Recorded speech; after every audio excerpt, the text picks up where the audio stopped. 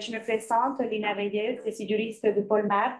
J'ai le plaisir de vous accueillir à la fois en ligne et en présentiel pour ce mardi du CMAP. Aujourd'hui, le thème abordé, c'est la place de la médiation dans les contentieux fondés sur le devoir de vigilance. Nous sommes honorés d'avoir parmi nous 4 intervenants avec des profils divers qui feront d'abord une introduction sur le sujet pour ensuite aborder les questions suivantes. Quels sont les avantages et les inconvénients de la médiation pour la résolution de ce type de conflit? Comment la médiation peut-elle intervenir dans la résolution des conflits fondés sur le devoir de vigilance? Et enfin, quelles sont les perspectives d'évolution? Nous avons donc le plaisir de vous présenter par ordre d'intervention Monsieur Fabrice Page, avocat au barreau de Paris. Il est associé dans le département contentieux au bureau de Paris du cabinet Bradman & Watkins. Il exerce son activité dans les domaines du contentieux et de l'arbitrage avec une expérience particulière en matière de contentieux de masse et accompagne également ses clients dans le cadre d'enquêtes et de gestion de crise, dans le cadre de contentieux commerciaux complexes et dans le cadre d'enquêtes de conformité. Fabrice enseigne également à l'Université Paris 1 Panthéon-Sorbonne et à l'Université Paris 2 Panthéon-Assas. Monsieur Yann Guilbault, directeur juridique du groupe Orano, acteur mondial de référence dans les cycles de combustible nucléaire. Il a précédemment exercé au sein de direction juridique en entreprise dans les domaines des télécommunications, de l'informatique, de l'ingénierie électrique, de la construction clé en main et l'exploitation d'infrastructures de traitement des eaux ainsi que l'extraction minière. Monsieur Olivier Couperlier, avocat au barreau de Paris depuis 1996, il est médiateur inscrit sur la liste des médiateurs du CMAP depuis 2009 et pratique régulièrement depuis cette date la médiation civile et commerciale en France et à l'étranger. Par ailleurs, il est inscrit sur la liste des médiateurs des cours d'appel de Paris, Versailles et Lyon. Olivier intervient également en qualité de formateur et publie régulièrement des articles sur la médiation. Finalement, M. Michael Van der Vos, médiateur agréé au Centre de médiation et d'arbitrage de Paris, il intervient principalement dans les contentieux commerciaux, industriels et environnementaux. Michael est également directeur juridique France chez Nucléo, la start-up qui développe des réacteurs modulaires de 4e génération refroidis au plomb liquide. Il a précédemment exercé en tant que directeur juridique au sein des groupes industriels internationaux. Donc, quelques points pratiques avant de passer la parole aux intervenants.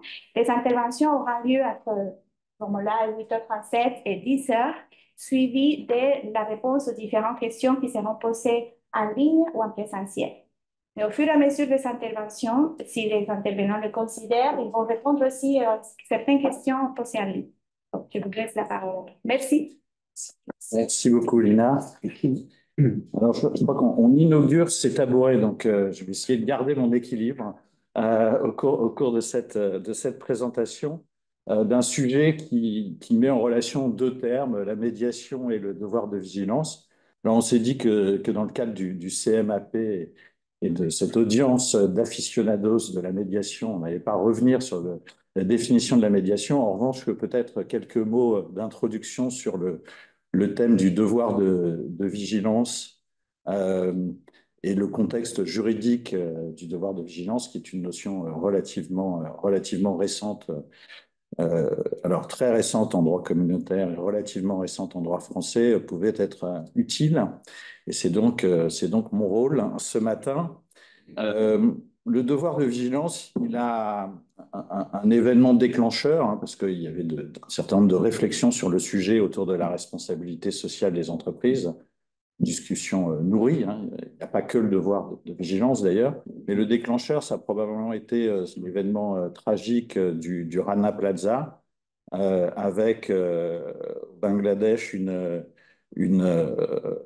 catastrophe qui a affecté en l'occurrence le secteur qui était le secteur du textile et qui a conduit à concrétiser un certain nombre de réflexions sur cette responsabilité sociale. Et en particulier en France, puisque la France, avec la loi du 27 mars 2017, a été véritablement pionnière dans la mise en œuvre, la définition du devoir de vigilance. Et donc, moi, je me souviens, à l'époque, on avait des clients, y compris en dehors, tout cas qui avaient leur siège en dehors de l'Union européenne, qui venaient s'intéresser, en dehors de France, qui s'intéressaient de très près à ce sujet.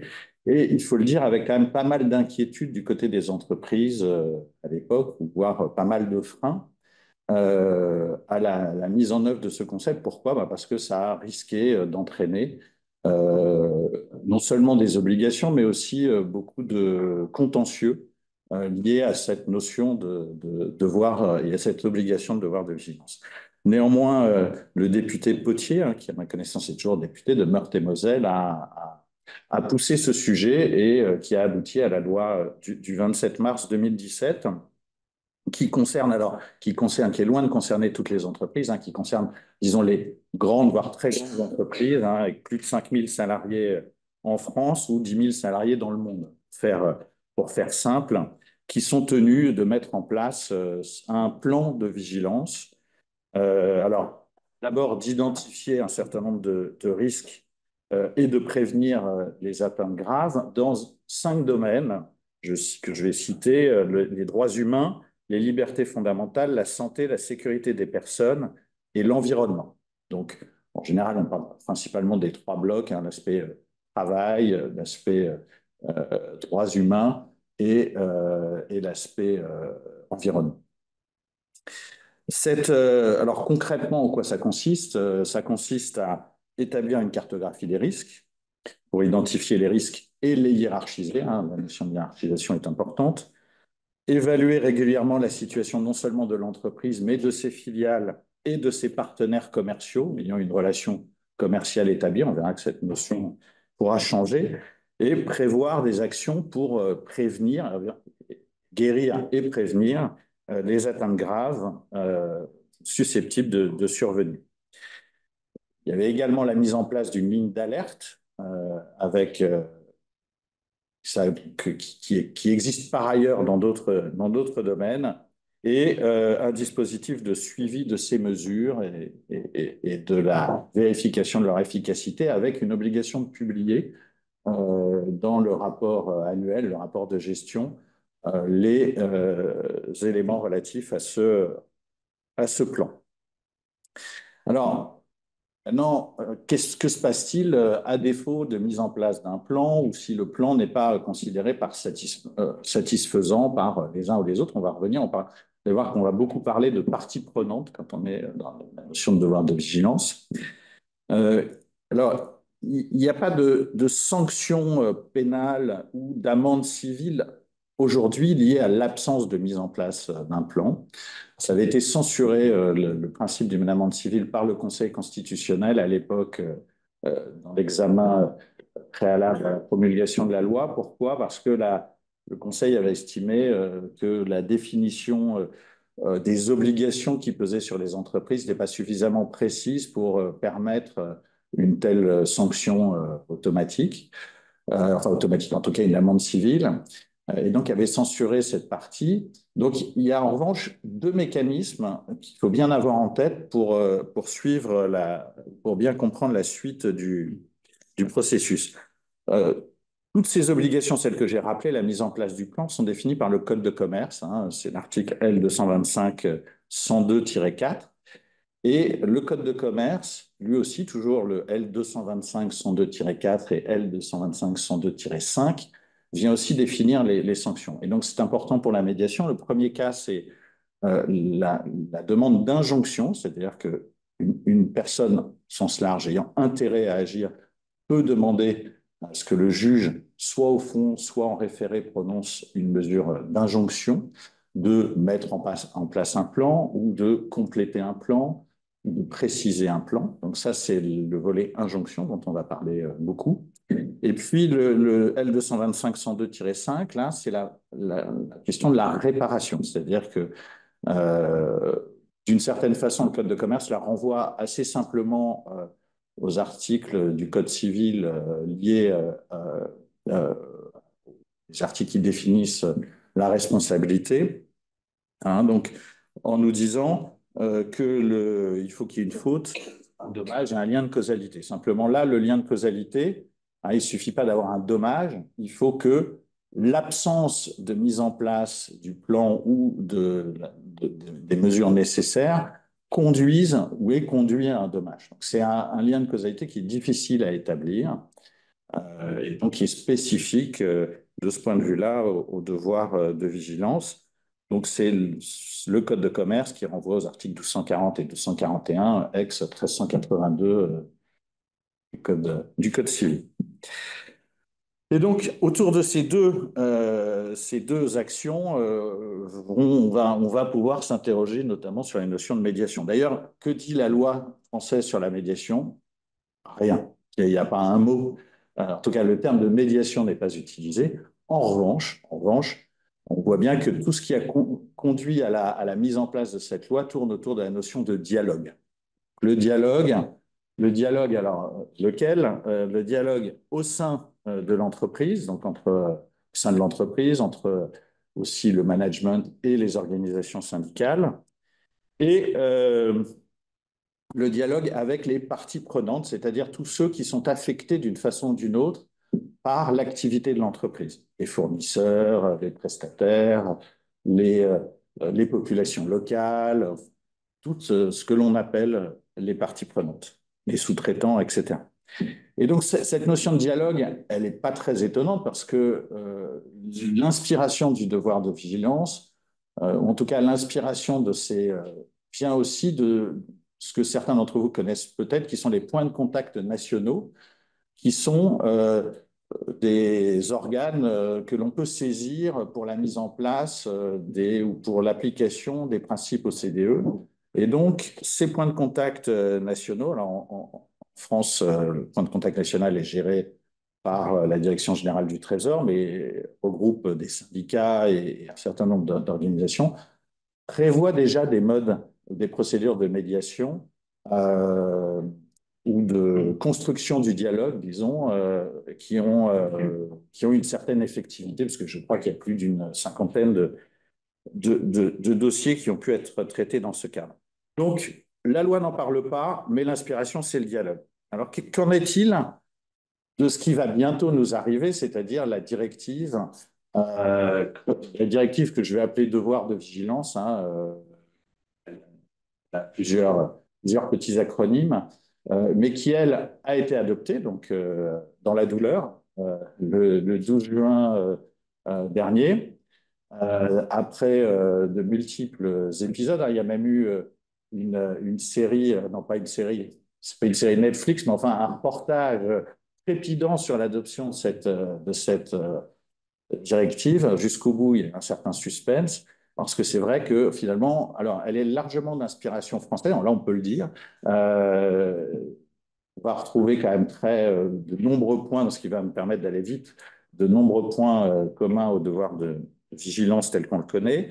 En revanche, elle va venir élargir le champ des obligations, c'est-à-dire que le nombre d'entreprises qu'on estime aujourd'hui à 250, 280 pourrait passer, alors sous toute réserve, parce qu'évidemment ça dépend de beaucoup de choses, mais autour de 700 pour les entreprises françaises. Donc on va élargir le champ, pas autant que le voulaient au départ les initiateurs, mais quand même de façon significative, puisqu'on va passer à un nombre d'employés avec un seuil de chiffre d'affaires qui va tourner autour des 450 millions. Donc, je vais revenir si ça vous intéresse sur le détail, mais globalement, il y a une mise en œuvre progressive de la directive.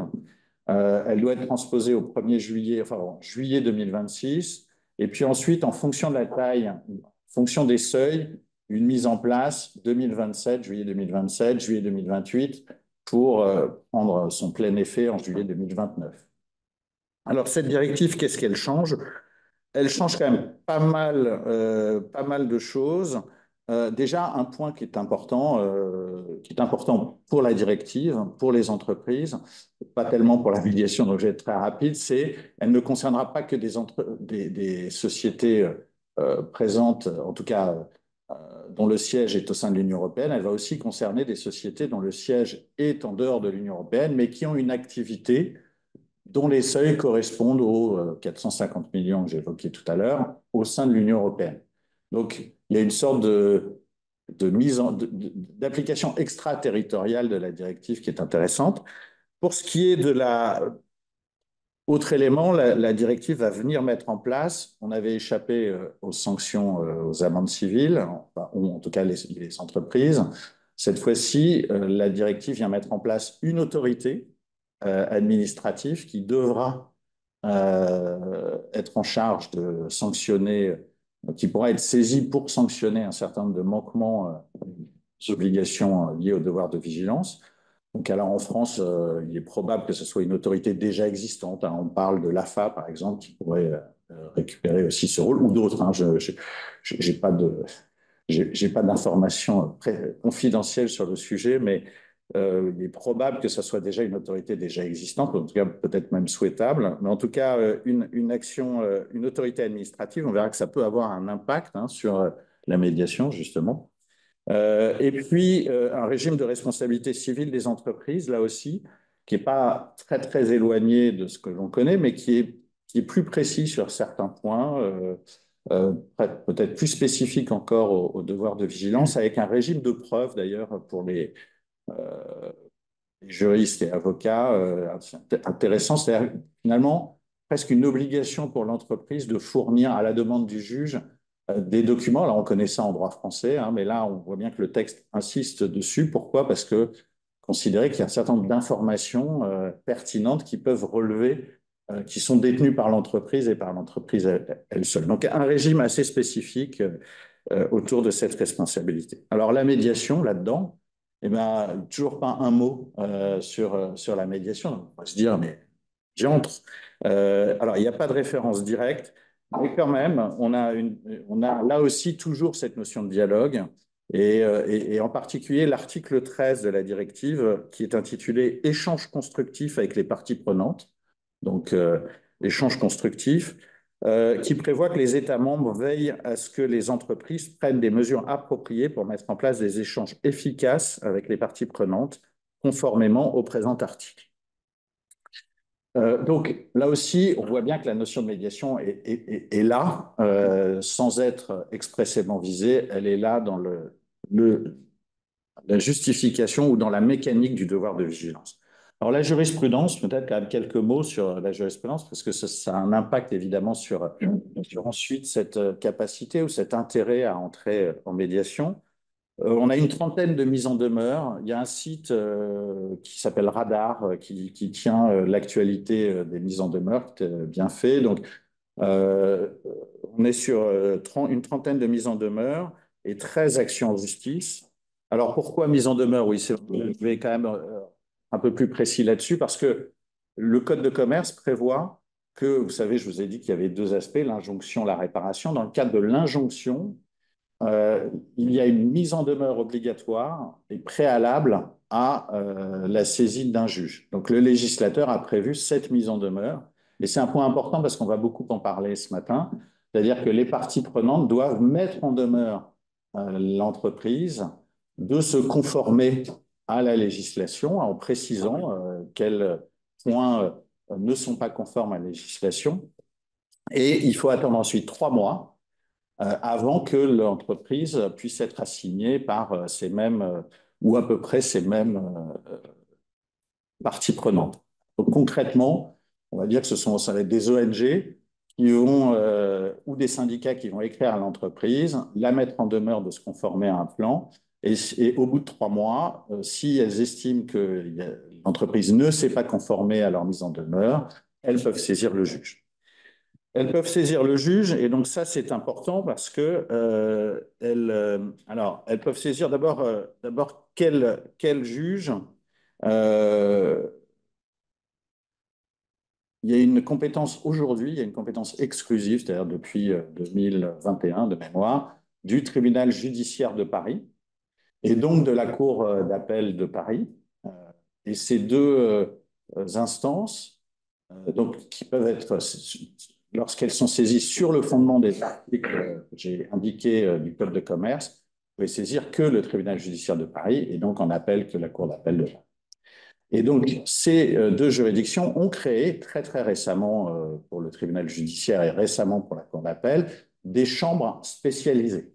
Une 34e chambre qui est spécialisé dans les litiges de régulation en matière sociale, économique et environnementale. Et donc, on a une nouvelle chambre au tribunal judiciaire et une nouvelle chambre à la cour d'appel, qui est la 8-2, qui donc se veut spécialisée ou sera spécialisée dans ce type de litige. Alors, pas seulement le devoir de vigilance, hein, mais des litiges dont on peut penser qu'ils vont tourner autour des notions notamment d'environnement et de climat et de droits humains.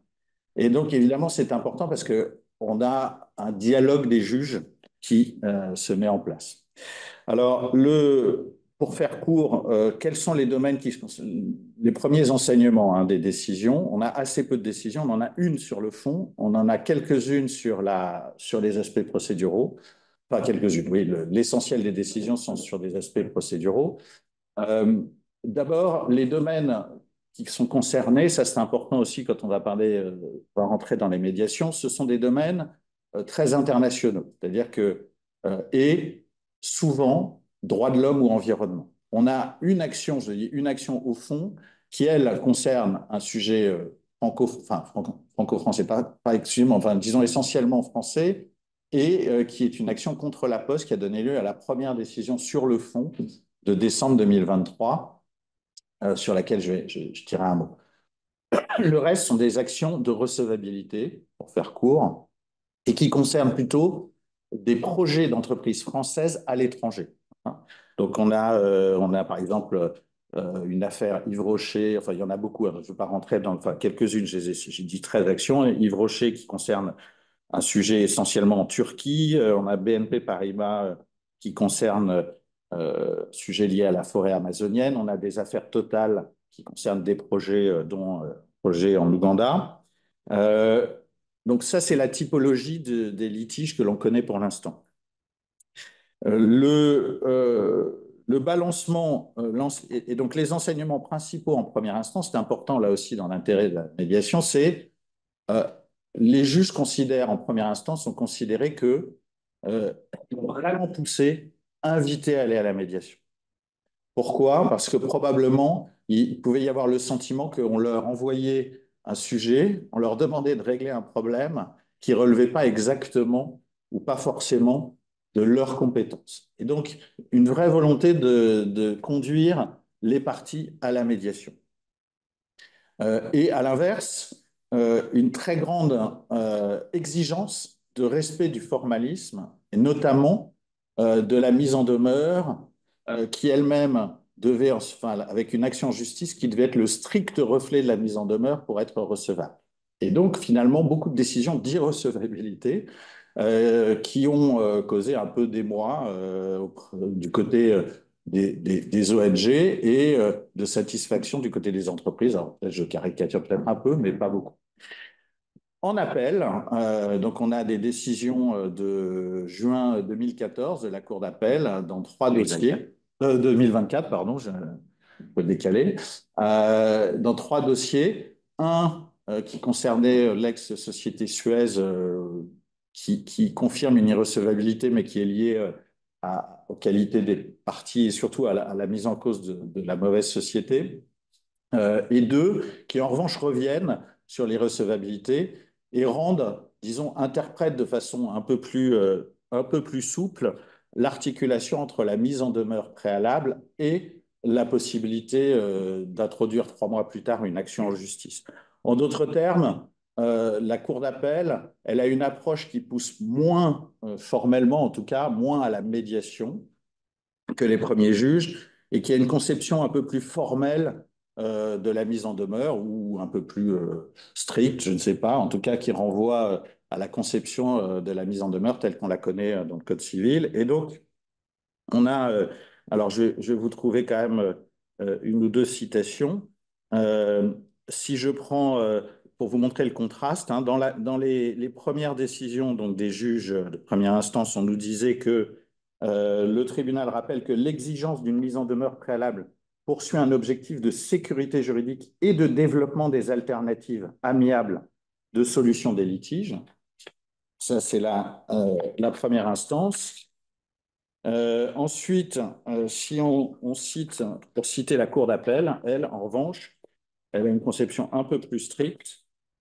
Elle nous dit, toujours d'ailleurs dans la même affaire concernant l'EDF, même si en pratique la mise en demeure peut être utilisée comme un levier de dialogue avant la saisine du juge, la loi n'en fait pas un préalable à l'ouverture de négociations entre la société concernée et les parties prenantes, mais une interpellation, donc la mise en demeure, une interpellation émanant de toute partie ayant un intérêt à agir. Donc cette idée de dialogue qui était présente partout en première instance, elle est toujours présente en appel, mais peut-être un peu moins mise en avant sur le plan juridique. Alors pour terminer, dans ce contexte, est-ce qu'il y a eu des médiations? Alors la réponse est oui. Déjà, on a au moins une médiation qui a connu un certain succès, qui a abouti. Je pense qu'on y reviendra, hein, qui a donné lieu à un communiqué de presse, donc ça permet d'avoir l'explication. Dans une affaire concernant une société Idemia et des ONG au Kenya sur des sujets de biométrie. Donc une médiation qui a abouti à la satisfaction des parties qui l'ont exprimé dans un communiqué de presse, en tout cas moins l'ONG. En revanche, on a au moins 3 autres affaires dans lesquelles les juges en première instance avaient invité les parties à se rendre à la médiation.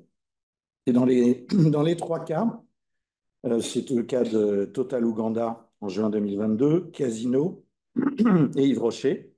Dans les 3 cas, finalement, les parties en tout cas, les entreprises étaient plutôt pro-médiation et les ONG ont décliné, soit dès le départ, soit après une première réunion de médiation. Alors, ce qui est intéressant finalement pour bien comprendre et planter le décor de la suite, c'est de comprendre pourquoi, quelles étaient les motivations des uns et des autres. Alors, je vais citer simplement un tout petit extrait d'un communiqué de presse de Total dans un sens et un communiqué de presse de Sherpa de l'autre, ou plutôt un extrait de son rapport annuel. Donc, Total nous dit: cette entrée en médiation prouve que le tribunal et que Total, proposé par le tribunal et que Total a accepté, aurait pu être l'opportunité d'ouvrir un dialogue constructif avec les ONG qui ont engagé la procédure devant le tribunal, à l'instar de celui que les filiales de Total Energy en Ouganda et en Tanzanie entretiennent depuis le début des projets avec la majorité des associations locales. Donc, Total fait un communiqué pour regretter que les ONG refusaient d'entrer en médiation. Le point de vue de Sherpa dans un autre dossier, un dossier Casino, dans son rapport annuel, le 9 juin 2022, le juge de la mise en état a proposé aux parties d'entrer dans une procédure de médiation. À la suite de la première réunion obligatoire avec les médiateurs et médiatrices désignés, les organisations ont annoncé le 1er décembre leur refus d'engager une médiation. Pour la coalition, donc les ONG qui étaient demanderesses, cette affaire doit faire l'objet d'un débat public et d'une décision de justice. Elle ne peut se résoudre par une solution négociée à huis clos, et Sherpa rajoute, qui plus est de façon confidentielle. Bien, mérite de poser le débat. Et je cite toujours un communiqué de presse sur le même sujet de la même organisation, ou en tout cas de la coalition. En raison des enjeux d'intérêt général, cette affaire doit impérativement faire l'objet d'un débat public et d'une décision de justice. Donc voilà, le décor est campé, on voit bien quels sont les a priori des uns et des autres, mais d'un autre côté, avec la jurisprudence que je vous ai rappelée de façon sommaire, on voit bien qu'on en est aujourd'hui encore au stade procédural dans la plupart des dossiers, dans l'immense majorité des dossiers. Donc, tout le monde est un peu frustré. Les ONG, parce que finalement, ça n'avance pas, alors qu'on est en train de parler de projets qui, eux, sur le terrain, sont susceptibles ou pas d'avancer. Les entreprises, parce que soit leur projet n'avance pas, soit parce qu'il y a une atteinte à leur réputation. Donc, il y a des frustrations de part et d'autre, et peut-être aussi, d'ailleurs, du juge qui se trouve peut-être un peu démuni, parce que là aussi, je vous ai parlé de la seule décision au fond.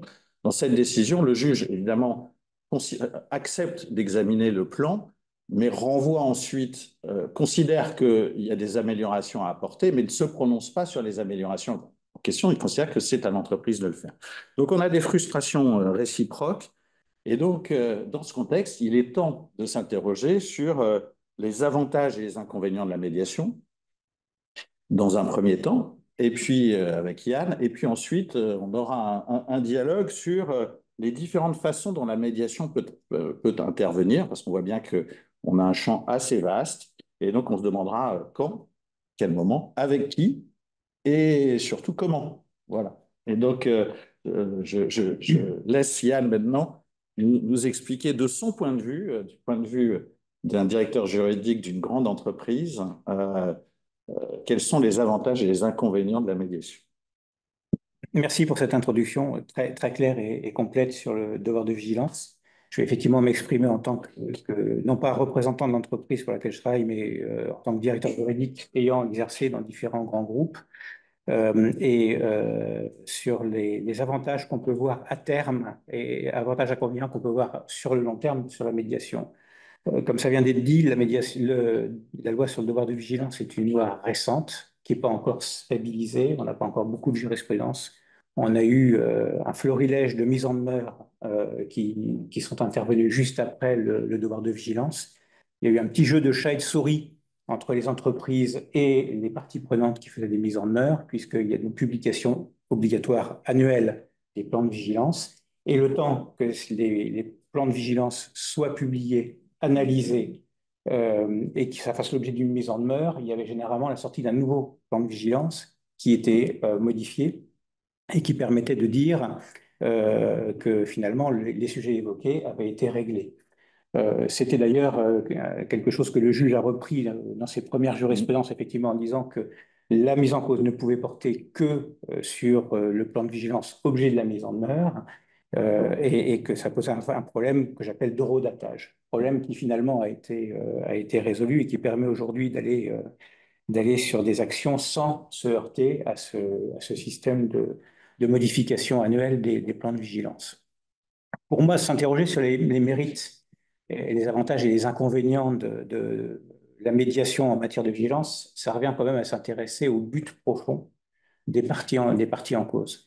Et on va voir que ces parties sont extrêmement variées, de cultures très différentes, puisque un des apports de la loi sur le devoir de vigilance, c'est de responsabiliser la maison mère des groupes pour des activités de leurs filiales éventuellement à l'étranger, et aussi de leur chaîne de sous-traitance, puisque la responsabilité, c'est de prévenir ou de compenser l'impact de toute la chaîne de valeur, y compris causée par les entreprises avec lesquelles le groupe de la maison mère a des relations commerciales établies. Donc, on a un champ très large et on va avoir une possibilité, un panel de demandeurs, parties prenantes de type ONG ou de type riverains des projets qui font l'objet des mises en demeure, puisque c'est souvent des projets effectivement industriels qui aujourd'hui font l'objet de ces demandes. Donc, cette multiplicité va entraîner des buts différents en fonction des parties et des approches très différentes par rapport à la possibilité de faire une médiation sur un contentieux. Le timing aussi, le moment où la médiation pourrait intervenir va jouer un grand rôle, mais ça sera l'objet de la partie suivante, donc je ne m'étendrai pas beaucoup sur ce sujet-là. D'une manière générale, hein, de mon expérience, les entreprises sont favorables à la médiation. On l'a noté, elles présentent des avantages vus de l'entreprise qui sont certains, qui sont connus, mais que je vais quand même rappeler parce que sinon, je passe tout de suite la parole au suivant, ça serait quand même dommage que je perds mon moment de gloire. Le premier, c'est la rapidité. La rapidité, elle peut être aussi à constater finalement qu'il n'y a pas de possibilité d'entente. On a tous connu en entreprise des situations de médiation où on rentre dans la salle et très rapidement, on se rend compte qu'en face, on ne tombera pas d'accord. Soit parce que l'objectif n'est pas de trouver un accord, soit parce qu'il n'y a pas de zone d'intersection entre le périmètre à ligne rouge d'une partie et le périmètre à ligne rouge de l'autre. Pour trouver un accord, il faut qu'il y ait une telle intersection. Mais il y a aussi une rapidité de résolution. Heureusement, quand même, régulièrement et très souvent, la médiation aboutit. Et ça permet d'éviter de passer sur première instance, deuxième instance, éventuellement cassation, avec tous les délais et batailles procédurales qu'il peut y avoir à la clé. Donc ça permet une visibilité pour l'entreprise en termes de délai qui est très importante. La deuxième, bien évidemment, qui pour moi est l'élément clé, c'est le consensualisme. On évite l'aléa judiciaire dans la mesure où la médiation a pour but de trouver un accord entre les parties. On est dans une situation où, si on ne tombe pas d'accord, finalement, la médiation n'a rien changé à la situation des parties. Ça a été un délai qui n'est même pas un retard, parce que ça permet de mieux comprendre la position de l'autre partie. Mais quand on rentre dans une médiation, on sait qu'on ne sera pas obligé à une solution. On ne mettra en œuvre une solution que si on tombe d'accord. Et ça, c'est très, très important aussi. Et ça évite cet aléa avec l'incertitude qu'il peut y avoir sur les décisions judiciaires. Le troisième point important aussi, c'est, qui est à mon avis primordial dans la médiation, c'est la possibilité de sortir de la boîte, sortir des lignes d'un contentieux. Et on le voit dans le cadre du devoir de vigilance, le juge va être saisi de questions qui vont être très fermées. C'est la conformité du plan de vigilance par rapport aux obligations légales ou l'obligation de compenser un dommage qui aurait dû être prévenu par le plan de vigilance. Mais le juge n'a pas la possibilité aujourd'hui, techniquement, d'imposer des mesures. Il n'a pas la possibilité de dire, pour résoudre tel sujet, vous devez mettre en place tel système technique ou vous devez ne déplacer des populations, parce qu'on se fait sur des déplacements de population que sur tel endroit ou tel endroit. Il ne peut simplement que dire le plan est conforme ou le plan n'est pas conforme, appeler les parties à discuter éventuellement pour tomber d'accord sur le contenu du plan, mais il ne peut pas imposer ces solutions. La médiation va permettre de sortir complètement du cadre fermé de la réclamation, de la demande, pour trouver des solutions qui ne sont pas forcément imaginées par les parties au départ et qui peuvent être gagnant-gagnant. Ça, on le voit souvent en contentieux commercial. La médiation est l'occasion non pas de sanctionner, de dire qui a tort ou qui a raison, mais de construire une relation, une autre relation commerciale. Et je pense qu'on peut faire la même chose en matière de vigilance avec les parties prenantes, en créant ce dialogue et en ayant finalement des idées en cours de discussion qui n'étaient pas dans le périmètre initial de la dispute. Bien évidemment, on parle de confidentialité. La médiation est très souple de ce côté-là. On peut décider d'une confidentialité. On peut décider aussi d'une publicité du résultat. Et ça, une fois de plus, c'est le consensualisme. Et c'est une très grande flexibilité par rapport à certains autres modes de résolution des litiges qui vont être forcément publics ou forcément confidentiels. Et puis, dernier impact important aussi pour les entreprises, l'impact médiatique d'une médiation va être beaucoup moins important qu'un procès retentissant. On a pu le voir avec les exemples déjà existants de présence de journalistes, de publicité assez importante autour des sujets, qui sont toujours des bad buzz pour les entreprises et qui sont toujours quelque chose que les entreprises cherchent à éviter. D'une manière générale, hein, pour revenir à la médiation dans un contexte plus large, pour mon expérience, on est très axé sur des règlements de contentieux juridictionnels. Il y a assez peu de médiation en domaine commercial qui partent sans qu'il y ait une réclamation, sans qu'il y ait une mise en cause, pas forcément une saisine des tribunaux, mais au moins une menace de saisine des tribunaux. Je pense, et ça sera aussi traité dans la partie suivante, on ne fait que évoquer le sujet, qu'en matière de vigilance, il y a une possibilité d'aller faire des médiations et de conduire des discussions en phase préliminaire avant une réclamation, avant d'estimer qu'il y a un non-respect de la loi, dans la phase de construction qui a été demandé par le législateur et qui est aussi fortement promu par le juge. Donc je pense que la médiation peut aussi permettre d'éviter qu'il y ait même une réclamation sur un non-respect de la loi si elle est prise suffisamment tôt. Alors, de mon expérience, j'ai toujours travaillé dans les domaines qui sont du B2B. Et par conséquent, je n'ai pas d'expérience de médiation avec des parties prenantes consommateurs ou j'allais dire de type class action, mais c'est quelque chose aussi qu'il faudra prendre en compte dans la médiation vigilance, puisque l'on peut avoir un nombre important de demandeuses et un sujet qui va être avec des réflexes un petit peu différents de ceux de la médiation purement commerciale. La médiation, elle va présenter un gros avantage, c'est d'ouvrir un dialogue avec les parties qui demandent soit une modification, soit l'élargissement des plans de vigilance, soit une compensation.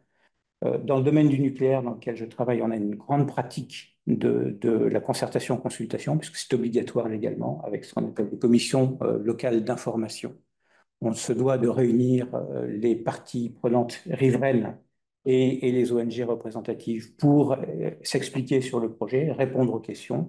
On a aussi une pratique de transparence de communication de documents. Et c'est un exemple réussi de dialogue entre les communautés locales et les industriels qui viennent développer un projet ou même en cours d'exploitation. Ce n'est pas qu'en phase de construction, c'est aussi en cours d'exploitation des installations. Ce n'est pas pour ça, je pense, qu'il n'y a pas une place pour la médiation. Cette consultation, cette concertation, elle est importante, mais elle ne va pas régler tous les sujets. Et je pense qu'effectivement, dans le cas d'Irritant, faire intervenir un médiateur dans le cadre de ce dialogue entre les parties prenantes d'une part et l'entreprise va permettre de mieux conduire cette concertation, cette consultation, et de mieux assurer les parties prenantes de la transparence de l'effort. Donc, l'existence même d'une concertation dans notre domaine ne me semble pas être une cause qui va, j'allais dire, exclure la médiation par la suite. Donc, on l'a vu, les qualités que j'ai évoquées pour la médiation sont très importantes pour les entreprises et font qu'elles voient la médiation, y compris dans le domaine de la vigilance, d'un œil tout à fait favorable. Par contre, il faut regarder de l'autre côté, et je crois que l'exemple donné des tentatives de médiation qui n'ont pas abouti est assez parlant. Pour que la médiation aboutisse, et donc pour qu'elle présente un intérêt, il faut que l'ensemble des parties recherchent un objet et un but ultime qui soit compatible avec la médiation. Et on voit dans les contentieux vigilance qu'on a une disparité d'objectifs dans les parties qui saisissent le juge ou qui font des mises en demeure. On va avoir une partie de ces demandeurs qui va être vraiment à la recherche d'une compensation, qui va estimer subir un préjudice ou qui va estimer qu'un préjudice potentiel n'est pas suffisamment couvert et qui l'affecte directement. Et là, on va avoir j'allais dire, un panel de demandeurs qui sont tout à fait ouverts à une discussion, à un règlement amiable, parce que pour eux, la durée d'un procès va être aussi un vrai problème. L'aléa judiciaire, le risque de ne pas obtenir satisfaction après des années de procédure va être un vrai sujet, alors que leur problème est immédiat. Donc là, on va avoir toute une partie de la population des demandeurs qui va être tout à fait intéressée à trouver un accord avec les industriels et donc va rentrer, j'allais dire, avec un vrai objectif de conclusion dans la salle de médiation. On a aussi un autre panel de demandeurs, souvent des ONG militantes, qui, elles, ne vont pas pouvoir avoir pour objectif de trouver un accord avec l'industriel qu'elles mettent en cause, parce que déjà, ce n'est pas intuitivement admis chez elles de trouver un accord avec ceux qu'elles combattent. Et elles utilisent aussi le devoir de vigilance, et c'est son objectif, hein, c'est tout à fait légitime, pour lutter contre une industrie qu'elles estiment trop dommageable pour pouvoir être poursuivie. On voit beaucoup de demandes dans le cadre du devoir de vigilance qui consistent à dire qu'il faut arrêter tel projet, vous ne pouvez pas le mettre en œuvre sans porter de manière irrémédiable atteinte à l'environnement, et c'est irréparable, ou de manière irrémédiable aux droits humains, et c'est inacceptable. Et donc, j'allais dire, cette partie des demandeurs ne va pas être encline à trouver un accord. Et là, on est sur des schémas qu'on retrouve dans tout type de médiation. Ce qu'elles vont chercher, c'est une condamnation. C'est la reconnaissance d'une faute, c'est une condamnation, et c'est une condamnation publique. Et c'était très clair dans le communiqué de Sherpa. Et donc là, dans ces configurations-là, la médiation ne va pas présenter beaucoup d'intérêt dans la mesure où il est quasi inévitable qu'en bout de course, elles n'aboutissent pas. Donc ça, c'est quelque chose qu'il faut bien garder en tête.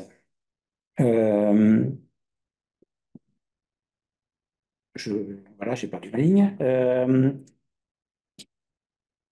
Ce qui est important pour les parties qui cherchent une compensation, et je crois que c'est quelque chose qu'il faut vraiment mettre en avant, c'est cette capacité de sortir, comme je le disais, de penser en dehors de la boîte, de sortir des lignes précises au départ pour construire ensemble des solutions. Et ça nous amène à cette concertation que le juge et le législateur ont appelée de leur vœu, mais qui, une fois de plus aussi, va être à prendre avec beaucoup de précautions, parce qu'on a beaucoup vu arriver le terme de co-construction. le juge a mis dans une, a mis dans cette première décision le terme co-construction. On a beaucoup d'appels à la co-construction. J'avoue que je suis, en tant que juridique d'entreprise, sceptique sur ce que l'on peut attendre d'une co-construction. Pourquoi? Parce que, en fait, le plan de vigilance, le contenu et le respect du plan de vigilance, c'est la responsabilité de l'entreprise. Ça va être une responsabilité ultime du chef de l'entreprise, du chef d'entreprise, du mandataire social, et pas des ONG. Or, on imagine mal donner voix au chapitre sur un document aussi engageant à quelqu'un sans qu'il assume quelque part la conséquence de cette construction, de sa participation à la construction, en prenant une part de responsabilité sur le contenu du plan. Or, je n'imagine pas une ONG arriver en disant je signe et j'engage ma responsabilité sur le fait que c'est suffisant, sur le fait que ça couvre bien les sujets. D'abord, ce n'est pas leur rôle. Ensuite, elles n'ont pas la compétence technique pour déterminer si oui ou non des mesures, malgré la consultation qu'il peut y avoir, si ces mesures vont être suffisantes, vont être effectives. Donc, il y a un vrai problème de compétences. Et puis, il y a aussi un problème de faisabilité. C'est-à-dire qu'à un moment donné, la loi parle de mettre en œuvre des mesures raisonnables. Et donc, on sait que dans les mesures raisonnables, c'est une question d'équilibre entre le coût et le bénéfice. C'est la notion de reasonable en common law. Qui apparaît ici, et quelque part, la faisabilité, le coût, n'est pas quelque chose sur lequel les ONG et les demandeurs vont avoir une compétence particulière, ni même une responsabilité, et je pense dire que finalement, ce n'est pas leur sujet. Donc, cette co-construction où on imagine que le plan va être construit à deux, signé à deux, et la responsabilité de deux, ne me paraît pas être quelque chose de tout à fait réaliste. C'est pour ça qu'il faut revenir au texte. Le texte parle de plan construit en associant les parties prenantes, et je pense qu'il faut vraiment revenir sur de la consultation, de la concertation, mais laisser chaque acteur à sa place. Les ONG sont là pour surveiller ce que font les entreprises, alerter, mettre en cause les entreprises quand elles ne respectent pas leurs obligations. Les entreprises sont là pour définir leur plan et en assumer la responsabilité. Donc, on peut attendre de la médiation une meilleure compréhension, une bonne participation, contribution d'idées, possibilité de sortir de la boîte, mais à un moment donné, ne nous trompons pas, le résultat de cette médiation ne sera pas un accord où les deux parties vont dire c'est final, c'est totalement résolu, on est complètement d'accord sur l'intégralité du produit, ça sera sur l'intégralité du plan produit, pardon, ça sera sur on s'est suffisamment concerté et on est rassuré sur le fait que certains éléments ont été pris en cause, mais ça reste la responsabilité de l'entreprise. Le communiqué sur IDEMIA est d'ailleurs très, très clair sur ce sujet. Je vous invite à le lire si vous ne l'avez pas fait. La conclusion des ONG qui ont mis en cause IDEMIA n'est pas de dire on a trouvé un accord et le plan est bon.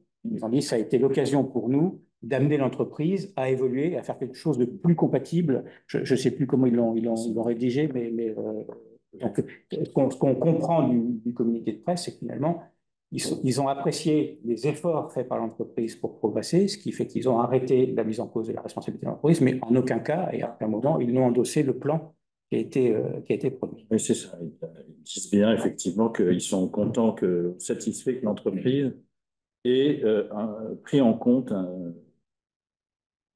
non pas tous leurs commentaires, mais un certain nombre de commentaires importants qui vont permettre de sauvegarder les droits humains. Exactement. C'est un progrès. Ça a été l'occasion de conduire un dialogue, et je pense que la médiation a vraiment des vertus très importantes en faisant intervenir un tiers qui n'est pas un tiers prescripteur, qui n'est pas un tiers dont la mission est de dire un tel a raison, un tel a tort, le plan sur ce côté-là est bon ou le plan sur ce côté-là est mauvais. Le médiateur a pour objectif de rapprocher les parties, de les amener à discuter, de les amener à comprendre leurs contraintes à l'époque. Et je pense que comprendre les contraintes internes d'un grand groupe international sur la construction d'un plan de vigilance, c'est quelque chose de très complexe. Mais on n'ira pas jusqu'à cette co-construction co-signée, co-responsabilité. Et je pense que ce n'est pas souhaitable. Je pense que chacun a un rôle à jouer dans le mode de fonctionnement entre les ONG et les entreprises. Et ce rôle, il ne doit pas être rendu flou par la présence d'une médiation. Yann, comme je l'ai dit, oui. C'est intéressant de voir que dans ce communiqué, donc des ONG, qui précisent également This is a sign in certain cases that the duty of diligence law can be powerful in ensuring in a timely manner. C'est-à-dire en plusieurs mois, en fait. En l'occurrence, la médiation a pris plusieurs mois, mais c'est à comparer avec l'espèce de parcours du combattant des dossiers devant les juridictions françaises. C'est effectivement un des intérêts fondamentaux de la médiation. Voilà pour mon intervention. Je pense qu'il y a quand même certains sujets qui sont effectivement très intéressants sur qui mettre dans la médiation et à quel moment tenter une médiation. Lancer le micro à mes petits camarades. Merci, merci à Fabrice et à Yann qui ont bien planté le décor. Et effectivement, il nous a semblé à tous que ce devoir de vigilance était évidemment un progrès, mais qu'il avait un peu de mal à trouver sa place. Et on voyait bien que la jurisprudence tâtonnait. Le texte est quand même relativement succinct et flou. Il pose des principes et que la jurisprudence a essayé de préciser, mais en mettant évidemment avec les moyens qui sont les siens une forme de refus de l'obstacle finalement d'une certaine manière du juge d'assumer le rôle qu'on lui donne de manière assez classique d'interpréter le texte et en disant essayez peut-être de régler ça entre vous, vous serez les meilleurs juges de ce qu'est un bon plan de vigilance. Moi, juge, après dire, je suis pas tellement je suis sans doute pas le plus compétent pour le faire, d'où un certain nombre d'obstacles procéduraux qu'il a élevés. Alors effectivement, il nous a semblé assez rapidement que la médiation devait trouver toute sa place, à condition peut-être de se poser les bonnes questions, et c'est ce à quoi Mickaël et moi allons nous attacher. C'est-à-dire la première question, c'est quand la mettre en œuvre, ce qui a une temporalité particulière de la médiation dans le devoir de vigilance, avec qui la mettre en œuvre, et c'est vrai que c'est des contentieux, on le voit, multipartites, et avec des demandeurs qui ont des profils extrêmement différents.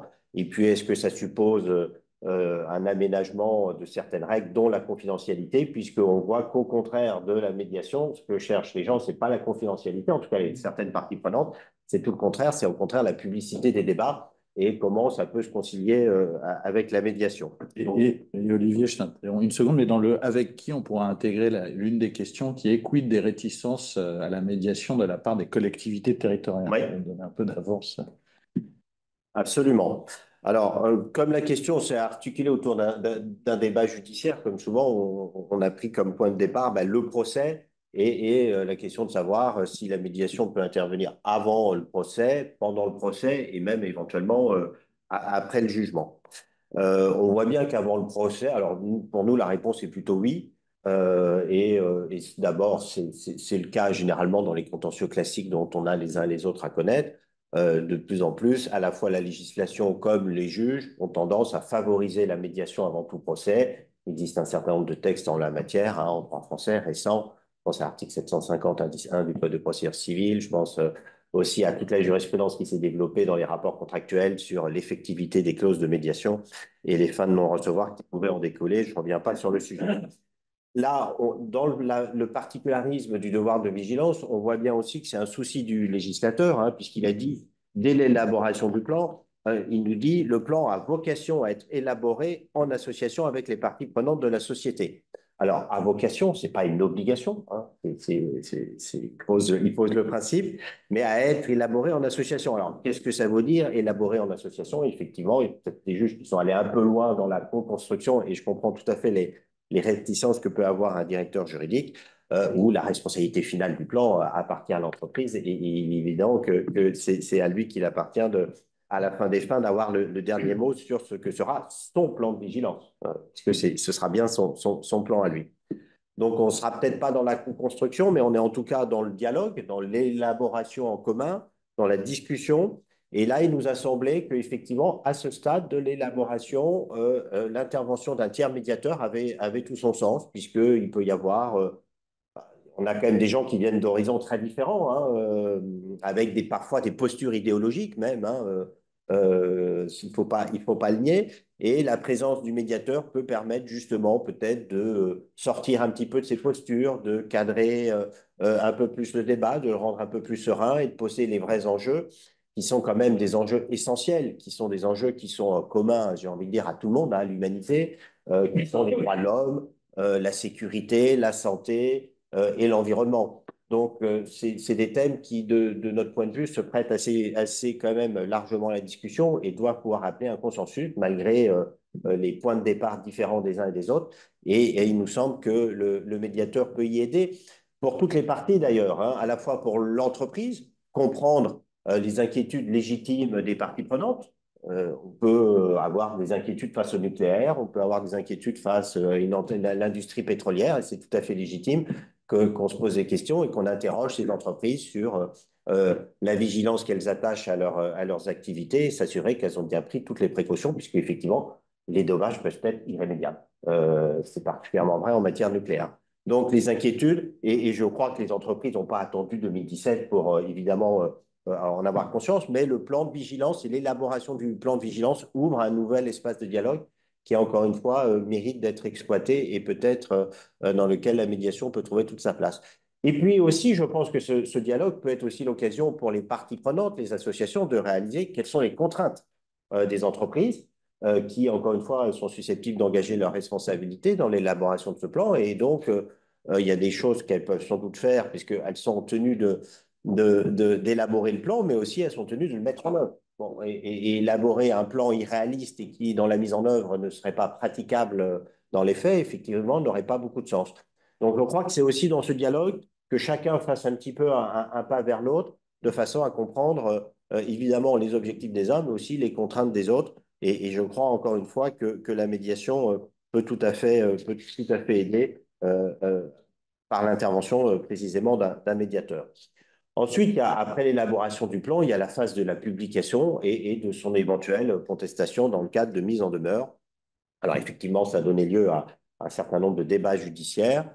Les juges de première instance à Paris avaient dit bah, la mise en demeure, l'objet de la mise en demeure est de permettre une discussion avant l'introduction de l'instance.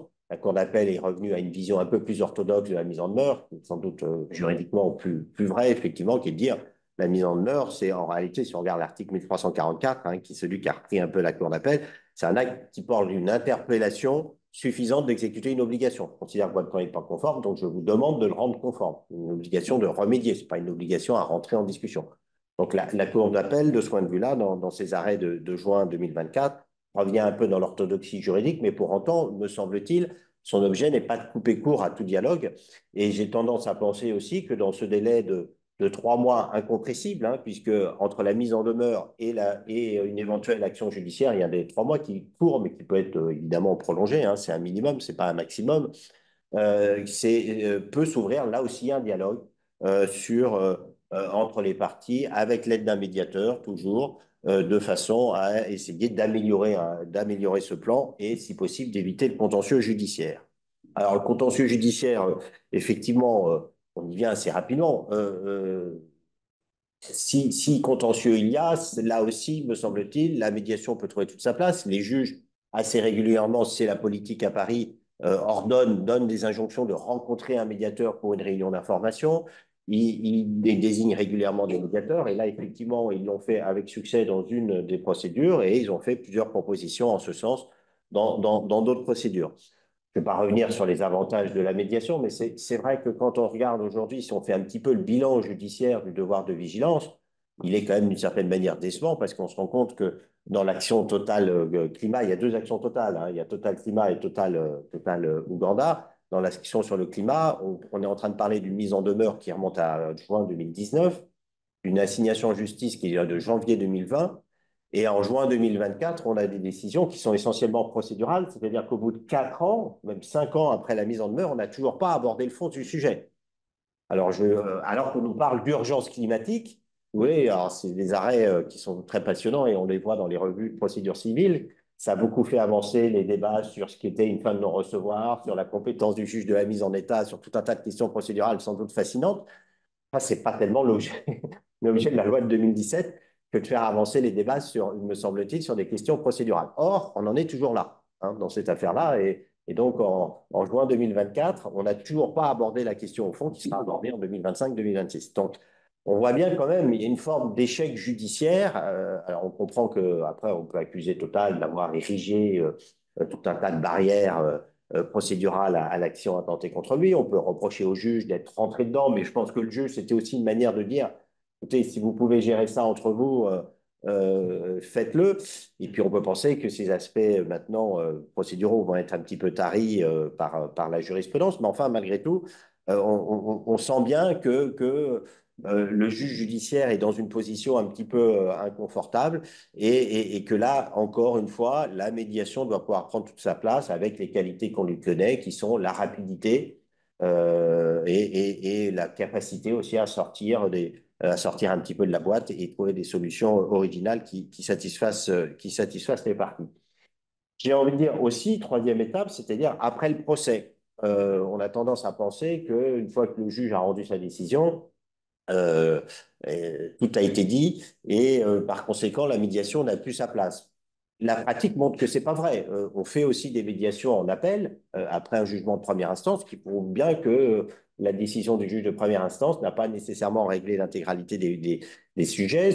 Sa décision peut ne pas avoir traité toute la question, peut poser des difficultés d'interprétation, des difficultés d'exécution dans certains cas, et par conséquent, la médiation peut aussi trouver toute sa place là. J'ai envie de dire en particulier dans le devoir de vigilance où le juge ne règle ne règle qu'une partie du problème, c'est-à-dire comme le disait Yann, la réponse, c'est une réponse à une question qui est fermée. C'est est-ce que le plan est conforme, est-ce que le plan n'est pas conforme? Bon, une fois que vous avez dit que le plan n'était pas conforme, vous n'avez pas réglé le problème parce qu'il faut encore le modifier. Si on part du principe que l'objectif des demandeurs à ces actions-là est d'obtenir un plan conforme, la décision de justice n'est qu'une étape vers cet objectif, puisque ça doit, à mon avis, relancer le débat, qui est de dire, bon, le juge a dit que sur certains points, le plan était conforme, donc ça, l'affaire a été jugée de ce point de vue-là et on met de côté, mais sur ce qui a été déclaré non conforme par le juge, le débat reste ouvert. Donc, soit on retourne et on reprend le processus à zéro, élaboration, mise en demeure, etc., sur le nouveau plan et avec un éventuel processus judiciaire, soit, me semble-t-il, de manière un peu plus constructive, proactive, et toujours dans le souci d'avancer sur des questions qui, pour certaines, en tout cas en matière de l'environnement, requièrent une certaine célérité, suppose un dialogue, et là aussi, à l'aide d'un médiateur, dans un débat qui sera forcément un peu plus circonscrit, puisqu'on a une décision judiciaire qui a dit ce qui était conforme et ce qui n'était pas, mais le plan reste à bâtir sur la base de cette décision, et là aussi, nous semble-t-il, le dialogue peut tout à fait s'instaurer, et là aussi, de mon point de vue, et je pense qu'on le partage tous, qui dit discussion, dit médiation. Là où le dialogue est appelé, là où la discussion peut s'établir et est souhaitable, nécessairement, un médiateur ne peut que favoriser cette discussion, lui donner une meilleure qualité par les techniques de médiation qu'il mettra en œuvre, par sa position de tiers désintéressé et pacificateur. Olivier, il y a une question là Oui. qui est sur selon vous, conclure une transaction après une mise en demeure permettrait-il d'éteindre l'action en injonction? Donc, ce que je comprends, c'est est-ce qu'après avoir trouvé un accord sur un plan de vigilance, un autre plan de vigilance supérieur pourrait-il être couvert par cette transaction ou non? Alors, c'est une question juridique. J'ai envie de dire, ça dépend avec qui la transaction est signée. C'est-à-dire que la transaction a l'autorité de la chose transigée. Maintenant, on ne dit plus l'autorité de la chose jugée. Et évidemment, son effet relatif des contrats, je suis désolé, on en revient tout de suite, on refait un petit peu de droit, mais ça fait une très bonne transition avec la partie. Ça dépend de qui est partie à la transaction. On peut penser que la partie prenante qui a signé une transaction s'interdit de fait, par cette signature, de contester par la suite ce qui a fait l'objet de la transaction. Cela étant, la réalité aussi, c'est que l'activité des entreprises n'est pas figée. C'est ça. Il y a des nouvelles activités, la technologie change, et c'est d'ailleurs pourquoi régulièrement les entreprises mettent à jour leur plan de vigilance.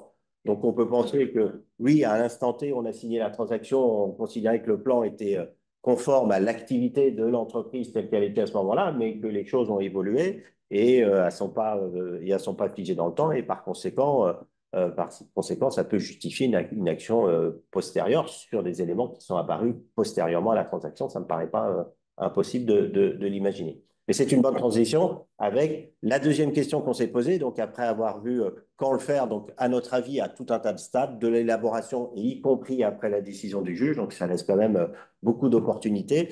La deuxième question qu'on s'est posée, c'est avec qui mener cette médiation. Avec qui? Merci. Et justement, enfin, l'idée, c'était d'essayer de dresser un peu la typologie des parties, pour qu'on puisse regarder finalement quel type de partie allait être plus intéressante pour une médiation, pour un contexte de médiation. Et puis après, là, c'est le teaser, c'est finalement, est-ce qu'on va choisir? On va choisir les parties à la médiation, est-ce qu'on va choisir les parties, même au procès? Là, on n'est plus du tout dans le juridique, mais on est dans peut-être de la stratégie contentieuse, et ça peut être intéressant de le faire en pensant à la médiation. Alors, sur les différents types de parties et leur influence sur la médiation, on en parlait tout à l'heure, et là, on peut se faire un petit retour en arrière de quelques années. On ferme les yeux, on prend une grande inspiration et on est médiateur. Voilà, et dans ce contexte-là, qu'est-ce qui se passe? Ben, finalement, on a des médias, on a des juges, on a des grandes entreprises, des très grandes entreprises, des multinationales, on a des très grandes ONG, et tout ça, c'est une manière. On est dans un contexte conflictuel comme on les connaît avant médiation, mais extrêmement fort. Et en tant que médiateur, encore une fois, quand on se met dans la peau de ce personnage, il va regarder ça, il va se dire, le médiateur, il va toujours essayer de chercher des petites choses auxquelles se raccrocher pour essayer de lancer la médiation, pour essayer de lancer le dialogue, de relancer le dialogue.